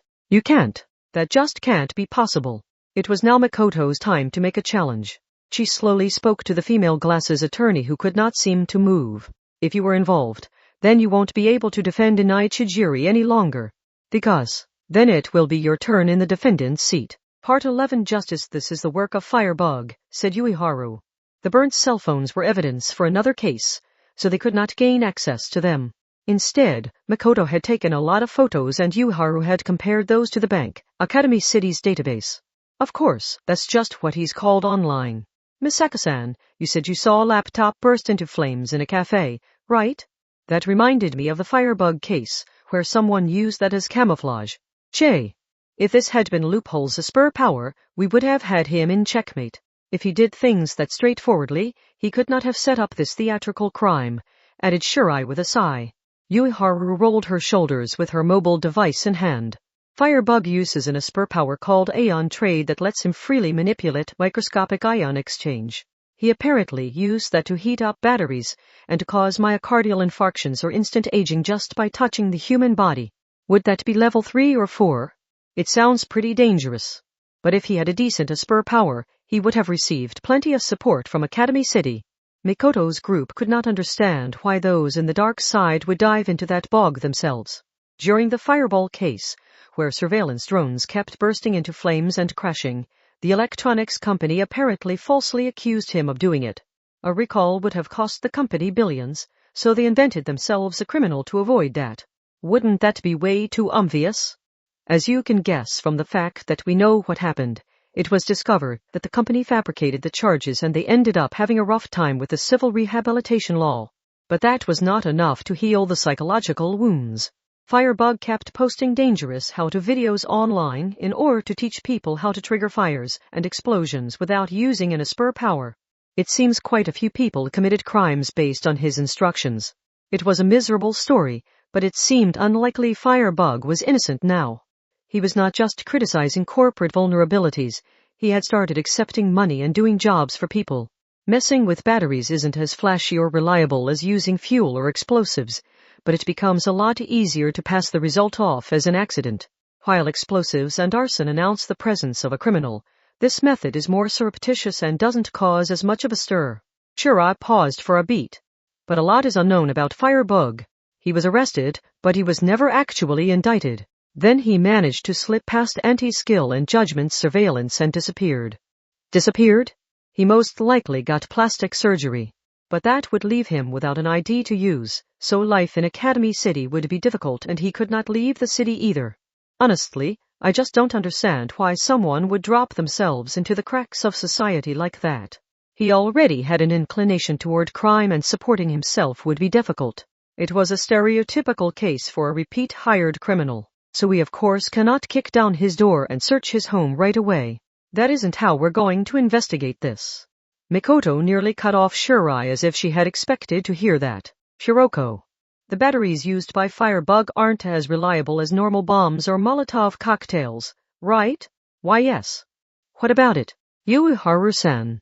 Since you confirmed that the incident in the cafe was a criminal case, you've gathered the records for that, right? Do you have the security camera footage of when the laptop started burning? Yes. I do have all that. Firebug specializes in disguising his crimes as accidents in order to avoid an investigation, but that eliminates any guarantee that he will actually hit his target.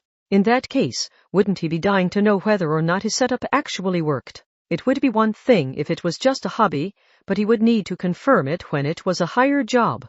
For example, he might need to see it happen with his own eyes. Ah. He will appear at the crime scene, stated Mikoto. He will be someone who was at that cafe and at the courthouse today. I guess that technically makes me a suspect, huh? Just to be sure, check a few other cases Firebug was involved in. If you find someone who was at all of them, then we've identified Firebug. Part 12. The hanged man. Mikoto manipulated magnetism to move from building to building, while Shirai intermittently teleported after her. They were jumping around Academy City in pursuit of a fleeing work van. Once they had their target, it had not been difficult to use facial recognition and other methods to determine the individual's location. And their suspicions were all but confirmed when the van started ignoring all of the traffic lights and racing through the streets with its tires screeching and its tail end swinging side to side. Yuiharu, are you really guiding us in the right direction? That work van is most likely a serial arsonist's mobile lab. It's driving right into a hydrogen plant of all things. If we hadn't lured him in that direction, he would have crashed into the lithium-ion battery plant he uses as a home base. And a facility that specializes in explosives will be designed for damage control in case of a fire. Meaning, Firebug, Akamatsuoka Rata, can use his ion trade on batteries to trigger all sorts of fires and explosions here. Please stop him before the fire can spread. Mikoto's group had the advantage here. The biggest threat was his ability to directly touch someone and mess with their body's cells. But since Shirai and Mikoto could fight from midair or long distance, they could avoid a struggle on the ground. There were a few boxy reinforced concrete buildings and countless metal pipes running between them like walkways. Hydrogen fuel was said to be more eco-friendly than gasoline, but its production was not exactly a non-polluting process. Using electrolysis to separate ordinary water into oxygen and hydrogen sounded simple enough, but what would happen if you did that with river water? The answer was simple. The impurities that were neither oxygen nor hydrogen would be concentrated down into something a lot like consommé soup stock. Seawater would leave you with salt, sand, and fish poop, while tap water would leave you with calcium buildup, dead microbes, and things you are better off not knowing about. and factories would grow larger as they installed the various facilities needed to handle those pollutants. The girls were pursuing the van in the air, but there was no truly safe area on this battlefield. Several dry popping sounds came from the fleeing vehicle. Exclamation or those pencil missiles or something. Those are a diversion. Watch out for the light plane drones sent out along a wide circle at the same time. If they're set to self-destruct by blowing up their batteries and have short-range fuses, they can shower shrapnel on us without actually getting close. Fortunately, they were controlled using EM waves. It was unthinkable for Misaka Mikoto to overlook a signal like that. She launched lightning spears from her bangs to shoot them down one after another. Kuroko, where do you think he's going to make his last stand?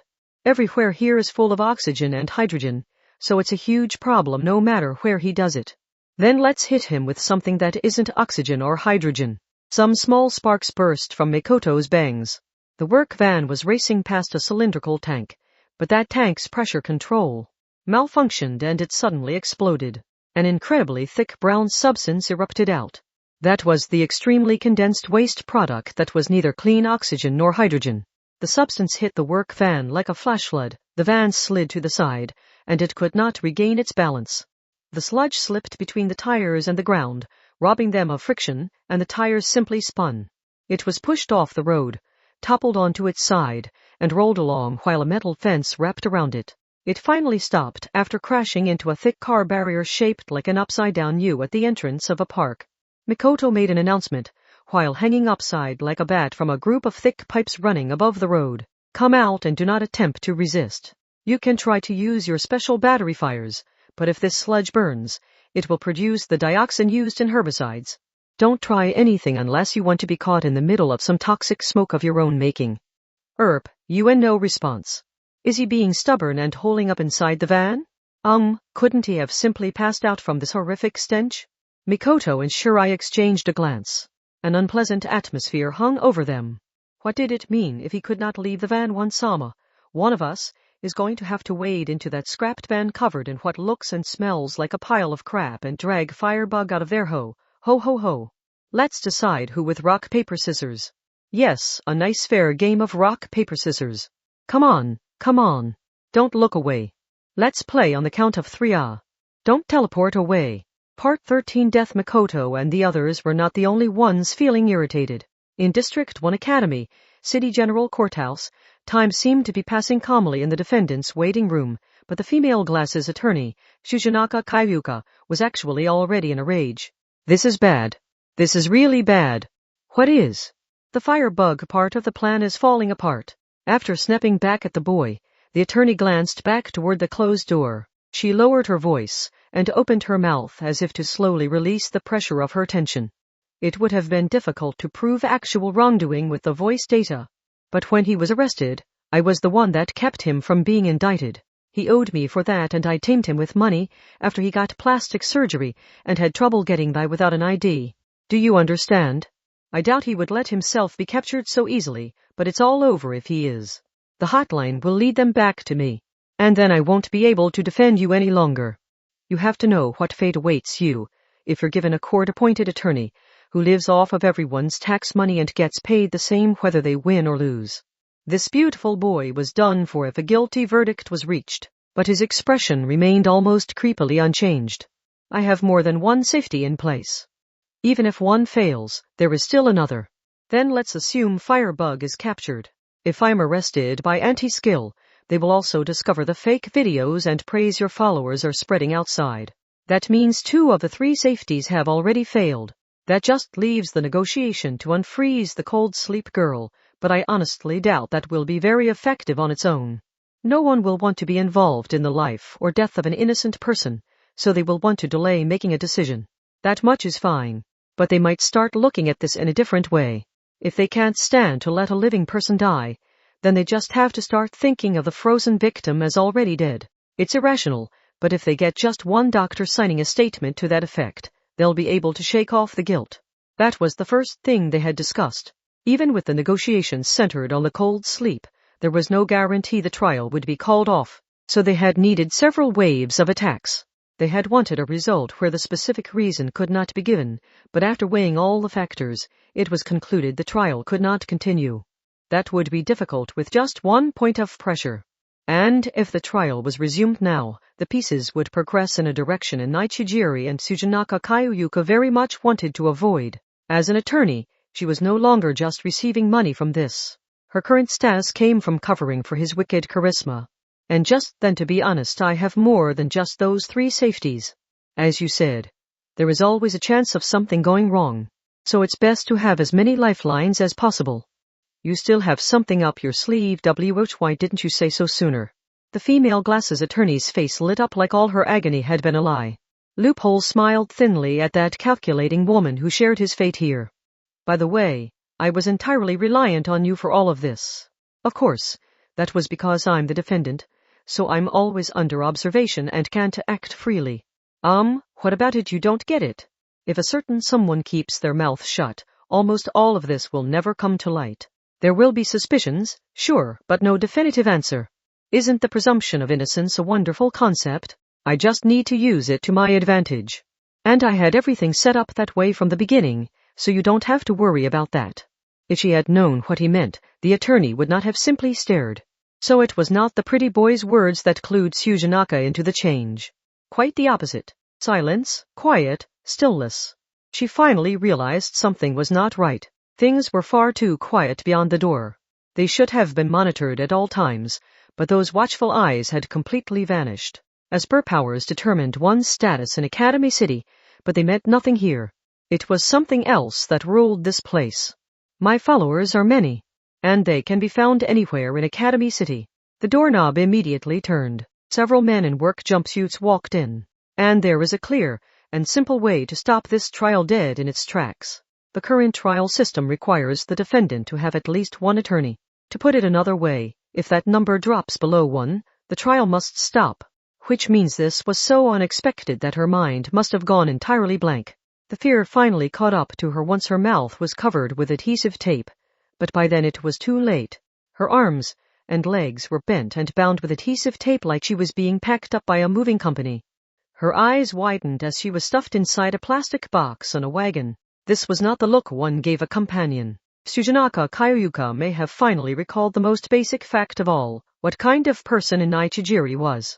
He thought nothing of human life. And that brutal criminal said one last thing. You just have to die. Part 14 Temperance. Makoto had a bad feeling about this. They had captured Firebug, the creator of the ignition devices, and they were on the verge of having proof that attorney Tsujanaka Kayuyuka had crossed a line, but Makoto felt an odd sense of impatience, like that trump card was crumbling in her grasp. I can't reach you, Haru, said Shirai. But I doubt that high-tech freak would turn off her phone. She's at the courthouse, so aren't phones banned in a lot of places? They had never expected Firebug to confess to everything during just a few hours of questioning. The key had been the mobile device Matsuoka Reita had with him. By having Haru investigate that, they could find a link back to the attorney and deliver the finishing blow. This should have been a triumphant return, but as they approached the courthouse, Makoto definitely felt an ominous racing of her heart. She noticed something just as they passed by a quadrupedal armored robot lying on the mat to a wireless charging station. What, isn't there a lot of noise coming from over there? I sincerely hope there hasn't been even more trouble. But their hopes could not change the truth. The result was as follows. She fell from the roof. Don't push. Clear the way. Let the ambulance through. The defense attorney committed suicide? What's going to happen to the trial now? As soon as their minds managed to parse the flood of noise as individual voices, it felt like a mass of malice hitting them in the head. Defense attorney. There was only one person that brought to mind. Anyone who did not think of Tsujanaka Kayuyuka was either incredible or incredibly stupid. Wait a second. Are you kidding? Mikoto's shouting would not turn back time. Once the stretcher was loaded in, the ambulance activated its siren and left the courthouse. They had no idea if the woman would be fine or if it was already too late. What happened? Did she give into the pressure as we closed in on her? I doubt that woman was such a sensitive soul. Had they been unable to reach Haru because she had had her hands full with this chaos? They entered the courthouse. Even now, they were forced to go through the metal detector and have their body temperature manipulated by a grid of far-infrared beams. It was normally a minor change, but it was unimaginably irritating when they were in a hurry. In a way, that may have been proof it would be effective at revealing terrorists. Perhaps because it was a judicial agency, A lot of people were hurrying about inside, but due to jurisdiction issues, Anti-Skill had been sent out to investigate the scene instead of having the prosecutors do it directly. Mikoto and Shirai could hear Anti-Skill discussing the investigation. Was it a suicide? We don't know. Gather any of her documents you can find. We need to test the handwriting. The mention of handwriting caught Mikoto's attention. She leaned against a column where she would be out of the way. Does that mean she left something handwritten on the roof? Like a suicide note. They still don't know if it was really written by that Tsujinaka attorney. Personally, I think it would be best to assume Inai Chijiri was feeling trapped and made his next move. Capturing Firebug would only lead them to the female glasses attorney, not Inai Chijiri himself. So if Tsujinaka Kairyupa was silenced, it would be difficult to reach the very top from Firebug. In fact, the worse the attempt to make it look like a suicide, the worse this could be for us. What do you mean, Kuroko? We captured Firebug and reached the point where we can get him to talk about his connection to Tsujinaka. But what if all the information surrounding her is suspected to be a trap, making this look like a suicide? Even if all of our information is accurate, won't any testimony or evidence that works against the victim of the attack look suspect? It felt like they had worked so hard to find this one fleck of gold dust, and then a dump truck full of dirt had been dumped on top of it. The truth they had supposedly found would lose all value, as it was covered by later lies. All that would remain was the exhaustion from the effort, but they could not stop here. They were still in the palm of Loophole's hand. But to put it another way, we've cornered that criminal to the point that he had to sacrifice his right-hand woman, right? One-sama he calls himself Loophole.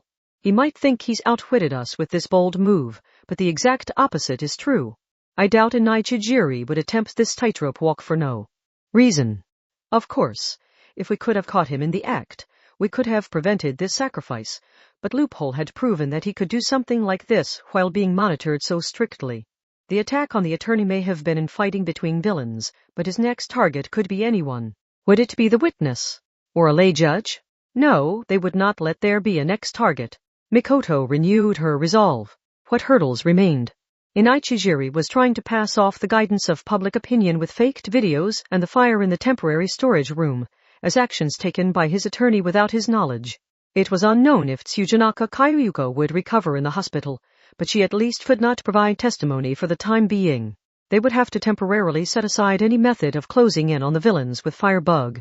This isn't over yet, forced out Mikoto.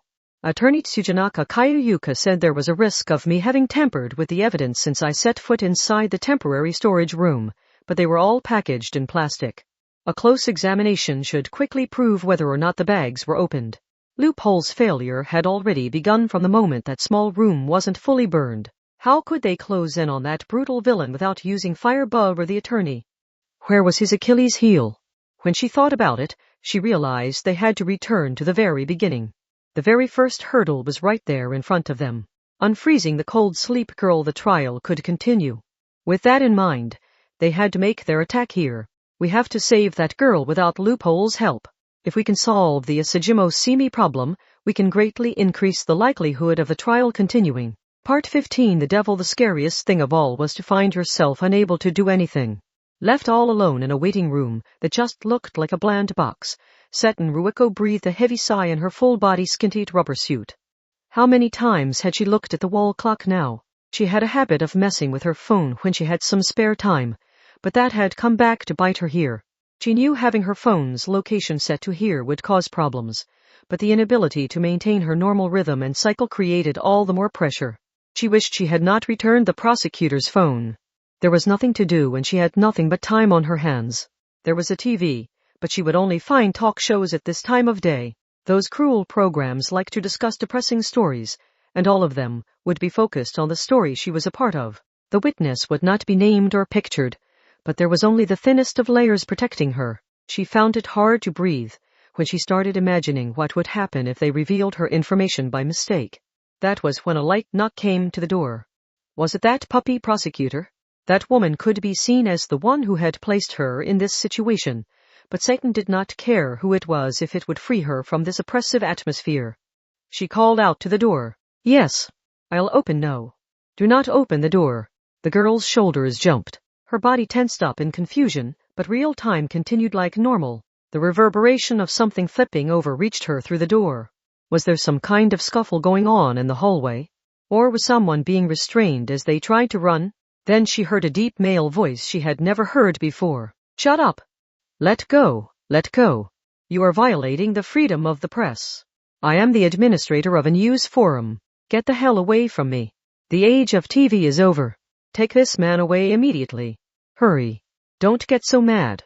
Don't you feel silly getting worked up over every little thing?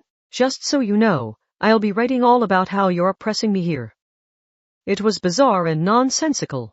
What would have happened if she had not been warned and opened the door? She had a feeling it would have been worse than having a camera or microphone shoved in her face, while she was pelted with questions. The fear crawling up her fingertips was the same she would have felt if the doorbell rang late at night and she looked through the fisheye lens to see a man wielding a knife. This was what it meant to be on the chopping block. Of course, she did not think these were bad people to the core. But she also doubted they saw her as a living human being from the same city as them. They only saw her as news. These people would rob someone of their future like it was a way of scoring bonus points. It felt like watching as the price of each of her organs was haggled down. Finally, another light knock came to the door. This time, the lock knob turned on its own. Exclamation sigh, looks like we got that worked out. Wait, put down that floor lamp. Slowly now, okay? Satan just about split open the head of the puppy prosecutor who poked her head through the cracked open door. She tried to let go of the light fixture that was as long as a mop, but how my fingers are stiff and won't let go. Oh, honestly. The small prosecutor pried off the girl's fingers which had become as stiff as rigor mortis, and she slowly breathed a sigh of her own. Once we have a chance, let's move you to another room. I had everyone removed, but it's possible they left a web camera in the hallway during all the confusion. I need to check over everything first. Do you really have to go that far? I mean, I haven't done anything wrong. You said the courthouse would be perfectly safe and I would only have to make a statement or two. We just need to keep going a little longer. We need to get a guilty verdict for Inichijiri in order to bring an end to all the crimes committed by Loophole. How does that improve my life any? Saying that made her feel so ashamed tears welled up in her eyes. But her entire life had been tossed onto the poker table without her knowledge. If they lost this mysterious gamble, she could lose everything, but she would not gain anything even if they won. Justice, duty, and accomplishment. It was not normal to discuss something like this using those formless concepts. How am I supposed to bear this to clear the victim's regrets? To prevent a future victim? Those things were simple enough to say, but they felt so flimsy now. Satin felt like a tiny boat being tossed about in the stormy sea. She was supposed to lower her anchor and desperately bear with it, but that anchor was too light and she would be swept away to who knows where.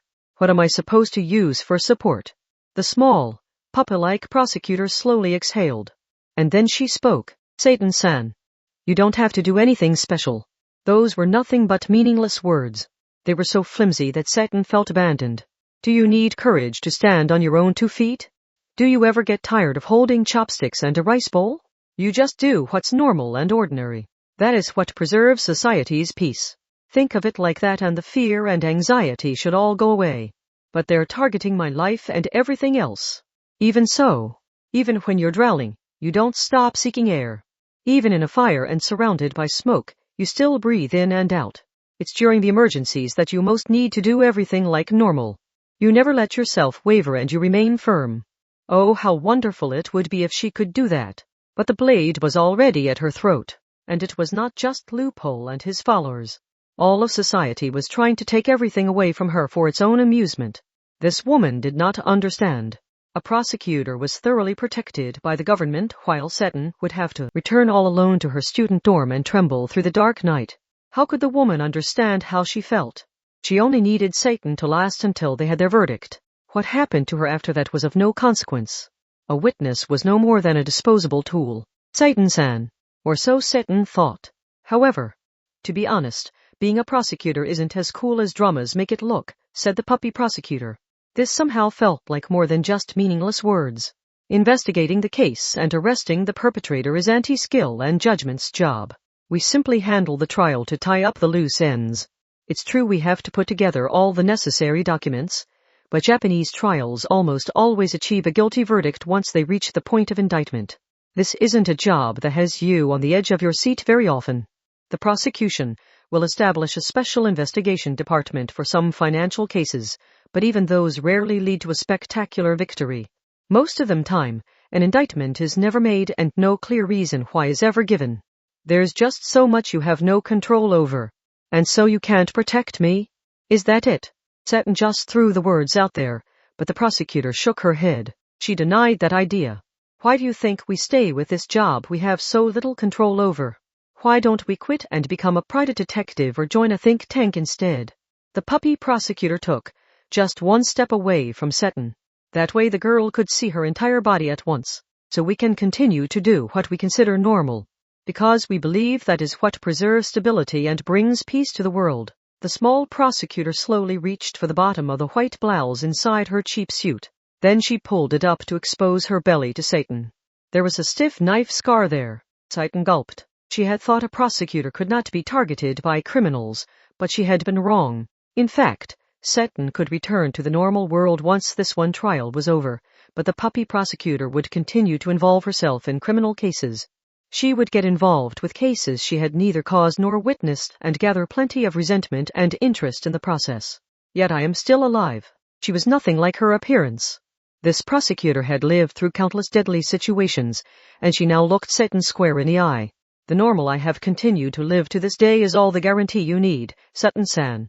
I will not let anyone take away your life or your future here. I have already walked that path, so you can trust me. I've been stabbed out of the blue, and I've had a bomb attached to my car, but not once have I lost a witness. Every last one of them is a part of my normal, and I will not let loophole destroy that, because I know that weight is the greatest weapon to drive back that kind of brutality. And I can never break my word in this, because I must tell the same thing to my next cooperator and the next witness. Seton-san, I will send you safely back to your normal life and I will continue on to the next case. So I want you to join me here without regret. I need your help for this case. Perhaps this was not a new experience for the prosecutor. She may have been asked the exact same thing by a similar person during her previous case, or the case before that, and she may have given the same answer each time, brought an end to each case in the same way, and built things up like that. The criminals were arrested by anti-skill or judgment. The presiding judge gave the verdict. Prosecutors were administrators of justice, but they did not get to be the stars. They were preceded by a general image of being the elite, but no one would recognize any of them. Nevertheless, this woman had come this far walking the path of the prosecutor. At times she had been stabbed or shot by strangers, but she had never compromised in her work. That provided a great weight to her words. That was an anchor capable of holding the small boat firm in the storm. How can you do all this? The puppy prosecutor's expression was unchanged by Seton's hesitant question. Perhaps this too was no more than part of a conversation she had held countless times. Do you need a reason to do what's normal? Part 16. The tower. They had to organize what information they had. Makoto leaned against a column in the courthouse lobby. With his lawyer gone, they're sure to call someone in to take her place. This is as good as over once the court-appointed attorney arrives here. This series of unexpected events has left both the professional judges and the lay judges hesitant to act. They must not want to create a negative precedent. At this rate, it's entirely possible that they'll wash their hands of the entire issue by dismissing the case. That would end the trial without a clear guilty or not guilty verdict. And it could not be appealed to a higher court. That did sound a lot like simply washing their hands of the issue, but the principle of res judicata applied to a dismissed case. That meant another trial would qualify as double jeopardy, so a dismissal meant in Nichijiri could never again be tried for the crime of the cold sleep murder. But then loophole in Nichijiri will be free to do whatever he pleases. Yuharu had grown pale, and his record of perfect crimes has been marred. Makoto breathed a heavy sigh. If they were to overcome the worst of this, they could not avoid looking at the problem. I don't know if he'll be angry or curious, but the odds are good Seton-san will be in danger after unwittingly doing that to him. Mikoto's group wanted to prevent that. That was their top priority. If you want to unfreeze someone from cold sleep, you need finely controlled speed, said Yuiharu Kazari, while messing with her mobile device. Whether from liquid to solid or vice versa, an object's mass changes when it changes state, so the larger the difference between the inside and outside of the cells, the greater the risk of the cells rupturing. That means rapid changes are off limits. But would there be a problem to do it slowly but surely? There is still a problem there. If the unfreezing process is too slow, the recovering flesh and blood will be unable to bear the cold and get frostbite. You'd essentially be throwing a naked person into temperatures a few dozen degrees below freezing. It had to be slow enough for the cells to survive, but fast enough that the person did not freeze to death. It would be simple enough to say you just needed the perfect level of heat in the perfect quantity, but that was not very helpful when you were the one who had to supply that heat. Too much or too little would put the girl's life at risk. It was like getting the right angle of entry for the atmosphere. Another difficult problem is melting an entire human body equally and uniformly. If you place a normal ice cube on a table, it slowly melts and the corners round off, right? That isn't enough for this. HMS like how fighter pilots constrict their thighs to cut off blood flow to their legs, so the blood can reach the head even during intense GS. If the unfreezing is uneven across their body, it will have a similar effect. Just like when you squeeze a bag of water from the outside, the internal pressure, blood pressure in this case, rises. And that too will put her life at risk. It was already a very difficult problem. Simply unfreezing a body from cold sleep was not easy. To avoid that, a CT or MRI will need to take detailed cross-section photos to get an accurate map of her organs, fat, muscles, and bones. With a diagram, the heating and unfreezing can be accurately applied to each part evenly. If a diagram like that can be made, that is. I'm not sure those detailed scans will work while she's frozen. And on top of all that, there is still the wound on her back. There was even more. Yuharu viewed the information on what looked like a handheld game system. There is a deep vertical cut from between her shoulder blades and down to her tailbone. Even if she is properly unfrozen from cold sleep, this wound will reopen. Mass blood loss will be unavoidable, and it is impossible to sew it up or give her a transfusion before the unfreezing is complete. Blood pressure comes up again here. This time, the loss of so much blood will make her blood pressure rapidly drop. She will enter a state of shock. This was where the troublesome double standard branched off. If they did not unfreeze her from cold sleep, the girl would die. But if they did unfreeze her from cold sleep, the girl would die. Loophole has an answer to this puzzle. But what is it? Why did he go out of his way to use a saline-based preservative for the cold sleep? Was it just to create a time limit for her frozen state? And why wasn't he satisfied with just freezing her? Why did he go the extra step and cut open her back? What was he afraid of about that? Just then, Shirai Kuroko broke her silence. Her throat shook as she hesitantly spoke up. Wansama, aren't you trusting Inai Chijiri a little too much? You are assuming he is capable of saving frozen Asajimo Simi, but we have no proof of that outside of his word. It is possible he does not actually have any way of saving her. Eh? But that's his lifeline. If he can't save the frozen girl, then there is no reason to end the trial in a hurry. That depends on when the dismissal of the case occurs. He is saying he cannot go save Asajimo Simi until he is freed, so he only intends on attempting that difficult problem after the dismissal. To put it another way, the trial will already be over whether he saves the frozen girl or not. But if he breaks his promise, he can just be thrown right back into court. Don't you remember? That would qualify as double jeopardy. Once a case has reached a conclusion, it cannot be retried. That of course applies to a guilty or not guilty verdict, but it also applies to a dismissal when the trial is called off without reaching an actual verdict. That is the theory anyway. You mean it could all be a bluff? As long as the judges and lay judges succumb to the pressure. Shirai sighed. You've seen how manipulative he is. Even if he does fail to unfreeze Asajimo Simi, and she dies, he will point at everyone around him and accuse them. He will say his theory was perfect, so it was everyone else who screwed up. He will deny all responsibility. That was insane. With the self-satisfied whispering of an empty-handed and ignorant amateur, he would manipulate the experts. He would break down the systems of society. He would continue committing strange crimes that pointed out loopholes in the law and fan the flames of public anger against those systems. This was the ultimate form of his malice. If Inai Chijiri's original statement was a bluff, then he has been manipulating us from the very beginning, said Shirai. We are searching in the wrong direction, so we will never find an answer here. Not even if we search every last branching path leading from there. There was no saving frozen Asajimo Simi from the very beginning. It was hard to tell because she appears to have been frozen in time, but it might be best to assume she is already dead. This would be a lot simpler if that was true. If Inai Chijiri had no bargaining chip, the trial would swiftly get back on track. There were still claims of false accusations on the internet, and there had been a fire in the temporary storage room for evidence, but those were not enough to stop a trial on their own. Human life was obviously what mattered most. Once that restriction was gone, everything would begin moving once more. However, but wait. That's only if you assume he's bluffing.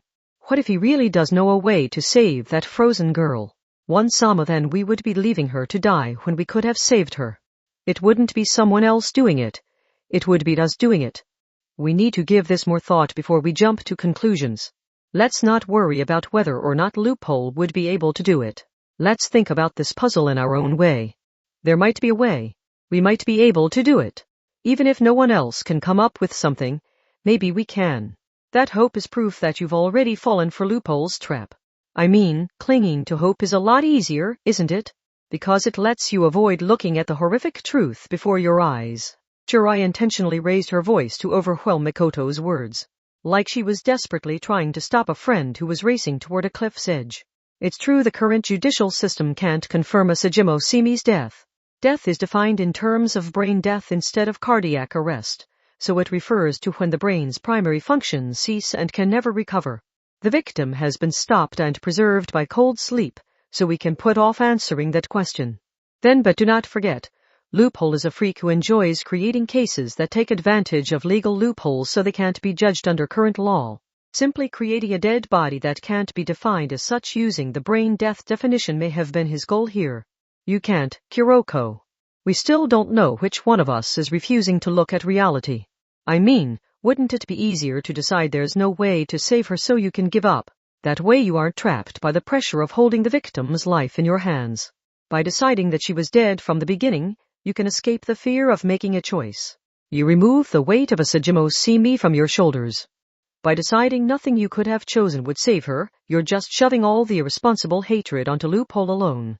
You benefit from giving up and deciding she's already dead. One-sama, you mustn't let him cloud your judgment. Kuroko, you can't look away from the fear of making a choice. They glared at each other from point-blank range. Neither one of them had said anything wrong. This was not a conflict between a good side and a bad side. The one at fault was Loophole, Aka and Ichijiri. But some unnecessary, negative emotions had started to clash over the issue of whether or not to trust the words of the last person they should be trusting here. The two girls turned their backs on each other. I will go speak with the prosecutor and judges, said Shirai. I will ask them to stand strong against this criminal's twisted game and to make a fair and impartial judgment. If they accepted your compromise, they might start focusing on that non-existent hope and try to make a deal with the criminal. I'll visit the university hospital. If they go with your hardline choice, they might pull the plug on that girl. That was it. Mikoto and Shirai walked down their chosen paths, leaving behind a flustered Yuiharu. It was not that they did not trust each other. It was because they trusted each other that they could clash like this. With a human life on the line, they could not hold back out of concern for each other. They let their opinions clash so that, no matter what happened, they would reach the best possible conclusion in the end. Part 17. The star Masaka Mikoto ran across District 1 on her own and ignored the suspicious look from the anti-skill officers operating the stainless steel accordion gates as she rushed into the subway station. She continued on to the District 2 University Hospital. She could not use the name of judgment while on her own, but the trust built from their previous meeting seemed to remain.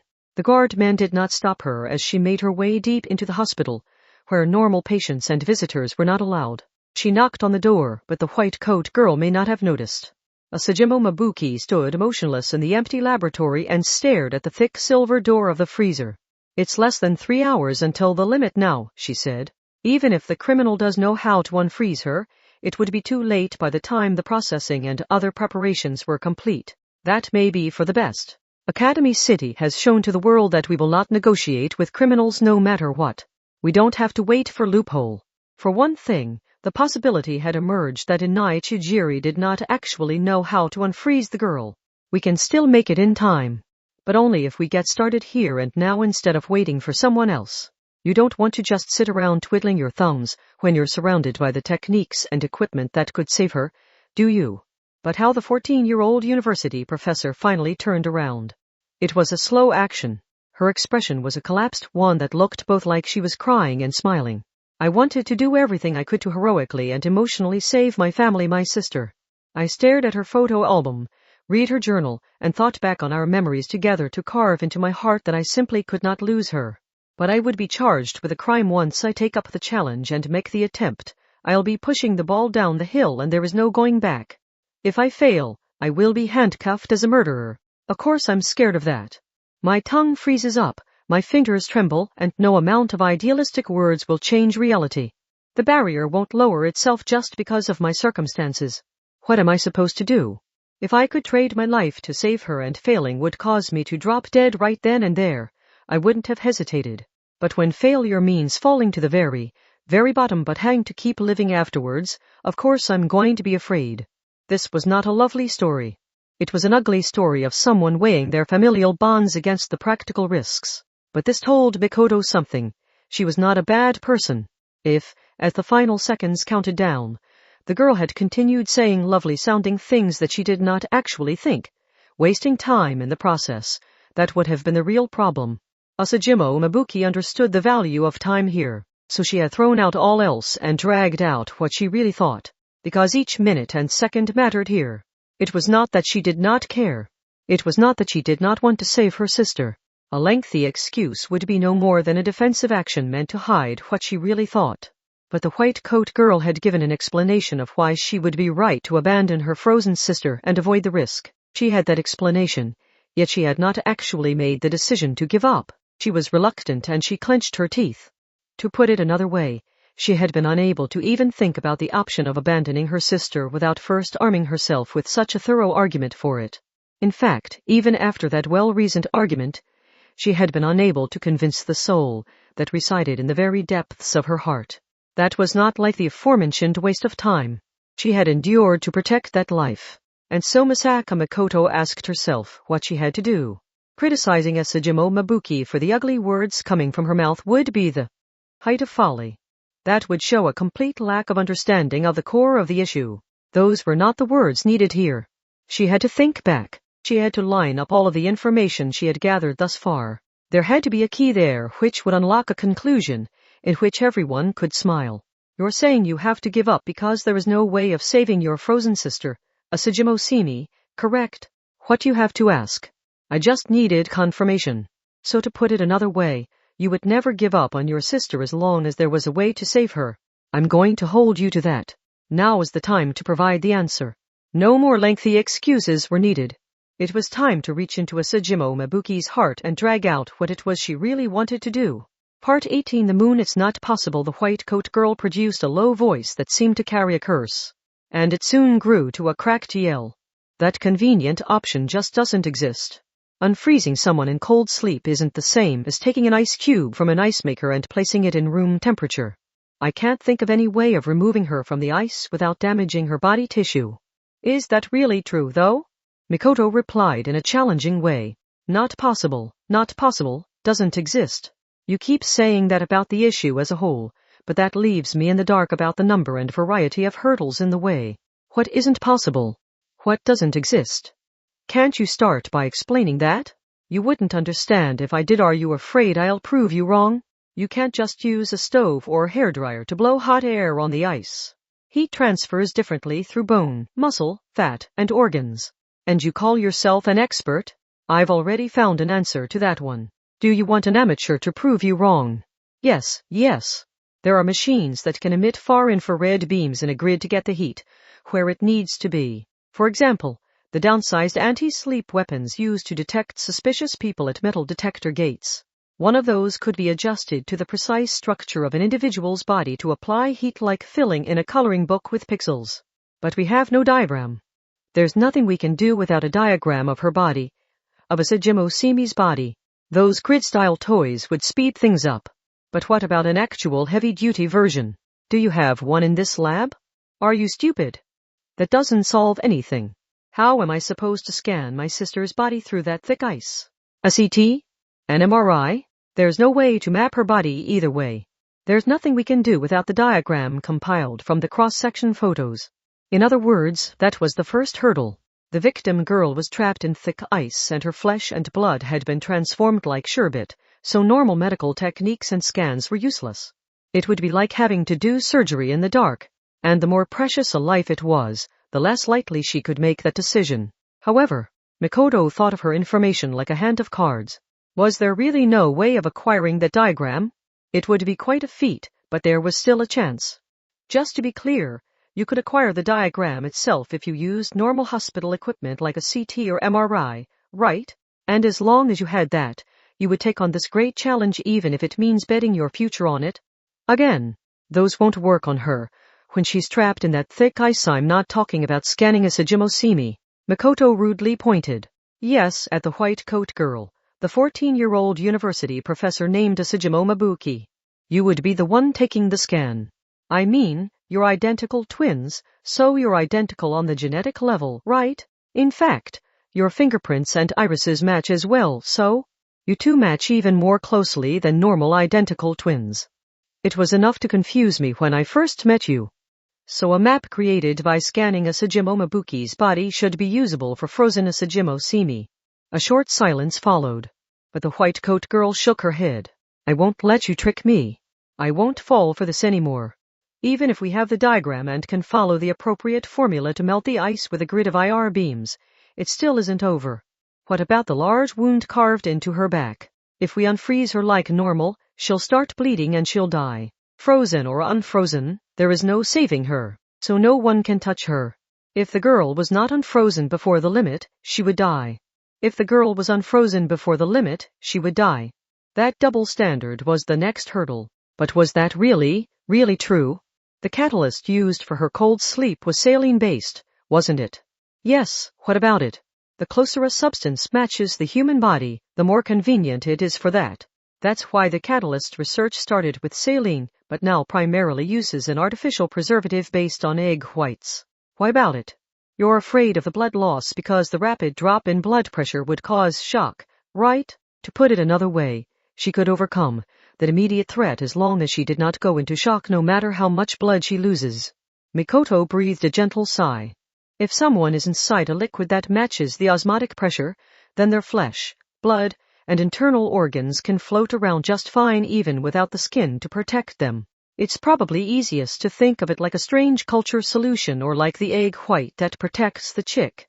And the cold sleep preservative was made from saline with a concentration of 0.9%. Do you still not get it? It might be hard to picture since it's frozen solid and shaped in a rectangle, but your sister has been trapped in a large egg from the beginning. You don't mean you just have to submerge the ice coffin in a large pool of saline with a 0.9% concentration and then melt it with the kind of far-infrared beam grid used in the metal detector gates. If necessary, you can add some impurities to make it even more like an artificial egg white designed for human use. It can't be too thick or too thin. If it's adjusted to precisely the osmotic pressure of human cells, there won't be a huge difference in blood pressure and she won't die from shock. After the ice has melted in the pool and her skin has softened up, you can sew up the wound to stop the bleeding. You can save Asajimosimi. The barriers had been shattered. The hurdles had been kicked over. Was there anything more? Was there any other reason why Asajimo Mabuki would have to bite her lip and give up on her blood-related sister? Was there any logic left over that forced them to remain under Loophole's control? It isn't possible. Her voice was trembling. But this was somehow different from before. There was more than just fear there. It was because this was for someone she cared for that she could not easily broach the topic. She began discussing the realistic hurdle that remained. Even the metal detector gates require an industrial power source. Do you have any idea how much power it would take to supply the grill-level heat needed to precisely and stably melt the thick ice? It just isn't possible unless you have exclusive access to the diesel engine of a battleship or something. In other words, you just need enough electricity to power a battleship railgun? The white coat girl's entire body shook. This should have been an impossible request. But those two girls stood in very different positions. Misaka Mikoto had the girl's word, so she pointed a thumb back at her own chest. Then I'll take care of it. As the Railgun, Academy City's #3 and the strongest Electromaster. Then she sounded dazed. The white coat girl moved her trembling lips like she stood in the middle of a wasteland. Then we really can save her? It was time for the conclusion. At this point, the answer was obvious. There was only one truth here, just one thing that Asajimo Mabuki really wanted to do. So what were the words that would help push her in that direction? It was time to speak the words that girl truly wanted to hear as she held herself back, while crushed between the ideal decision and the practical risks. You can save her. No, only you can save her. Part 19. The sun set and Ruiko's head shot up inside the courthouse waiting room. The puppy prosecutor had just reported something to her, and she emphasized it with a snort. This isn't just a bluff meant to wake us up. It sounds like they really did it. She grabbed the TV remote. It gradually started to feel real as Set and Ruiko watched what was shown on the screen. You mean the trial can continue? We can keep going. Loophole really is cornered now. All we need is your testimony. Sutton understood what that meant, and she quickly stripped off the rubber suit covering her body. Wahia, where's my uniform? Eh? If you want to protect your personal information, you really shouldn't appear in court wearing your readily identifiable school uniform. I don't need the partition or the rubber suit. How could I wear anything but my proper uniform? Everyone risked their lives and futures on this trial. So now that it's continuing, it's finally my time to risk something. Part 20. Judgment. The twin-tail girl arrived at Loophole's waiting room. A gloomy young glasses man, presumably the court-appointed attorney, tried to keep her out, but Inai Chijiri stopped him. The pretty boy invited her inside and laughed. Oh, you are the usual prosecutor. I'm ready to go at any time. Just say the word and I can go save the frozen girl. Now, let's resume the trial and have the case dismissed. If she had seen you in person, she probably would have punched you, so I am relaying the message as a member of judgment. Are you raising the white flag without even beginning the war of words? Quite the opposite. The trial will resume shortly, and you will be punished for your crimes as normal. Inai Chijiri's eyes widened somewhat. Then he began observing her, perhaps to determine whether or not she was bluffing. Do you really think the judges and lay judges are in any mental state to continue the trial? The computer meant to assist them is still malfunctioning, isn't it? Did you think that would give you an advantage? Do not worry. People are not as weak as you seem to think they are. Because this is so hard for everyone, they say they must ensure a good precedent is set today.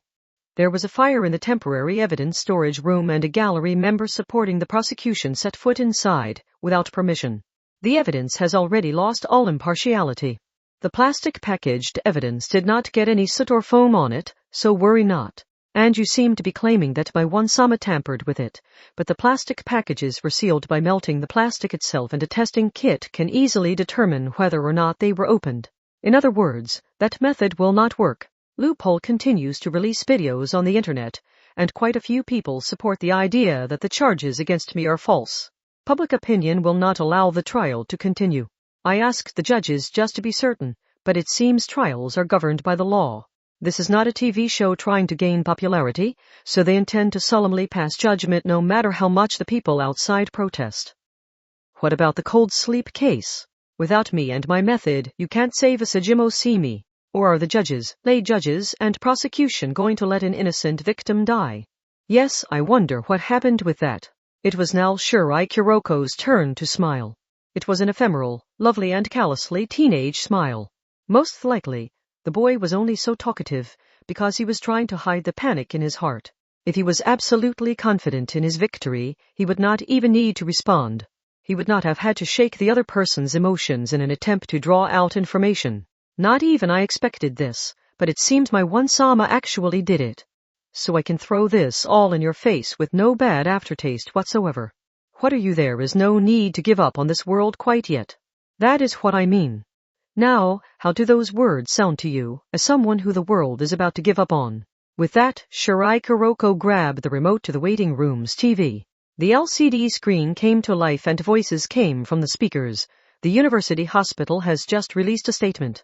A medical examination has confirmed a Sejimo Simi-san's survival after being freed from cold sleep. I repeat, a Sejimo Simi-san's survival has been confirmed. We are in front of the hospital where it all happened. The crowd that had gathered to leave flowers in her memory cannot hide their confusion, but it seems the unfreezing has been safely completed and you can just feel the tension fading from everyone here. That was being used as a bargaining chip by Boye, Aka Loophole, so what will happen with the trial now? Let us ask the experts for their impressions. He had no more words. From the look on his face, you would have thought the flurry of camera flashes was occurring right in front of him. He was an unprecedented serial killer with a dark charisma and a rusty allure. He was an intellectual criminal who acted all-knowing and all-powerful while using his crimes to highlight society's deficiencies. But that loophole was no more. There was only a puny mass of emotion trembling in fear of the verdict that would soon be given to him. He did not even have some power wrapped in an unnerving veil of mystery. There was nothing there but a zero. Society needs me. Does it really? This changes nothing. Everyone will break under the pressure of responsibility and fail to pass judgment. I will still escape with a dismissal. The trial will end and the laws against double jeopardy will protect me. Now, I wonder if you'll have changed your tune 5 minutes from now. Inichijiri suddenly turned toward the gloomy young glasses man. But the court-appointed attorney provided no real support. He was simply paid from the people's tax money. Unlike a private attorney, his remuneration was not influenced by how he did his job. He had no reason to step out onto the thin ice here. Loophole's mouth flapped wordlessly for a moment, and then this isn't over. Even if I'm found guilty in this court of first instance, there's always next time. I'm not going to just sit around in the juvenile hall. I have countless followers. They are everywhere. Listen, you'd better live in fear. I know what you look like. We live a society of mass consumption. It can be shocking how readily people move on to the next thing once something stops being interesting. You had better hope your share of fans holds out for a while longer. To finish it off, an announcement played over the speaker. I apologize for the long delay brought on by a variety of circumstances, said the presiding judge, but the recess will now end and the trial will resume. All related parties please report to Court 103. Part 21. The world, finally reunited, two girls lightly slapped their hands together.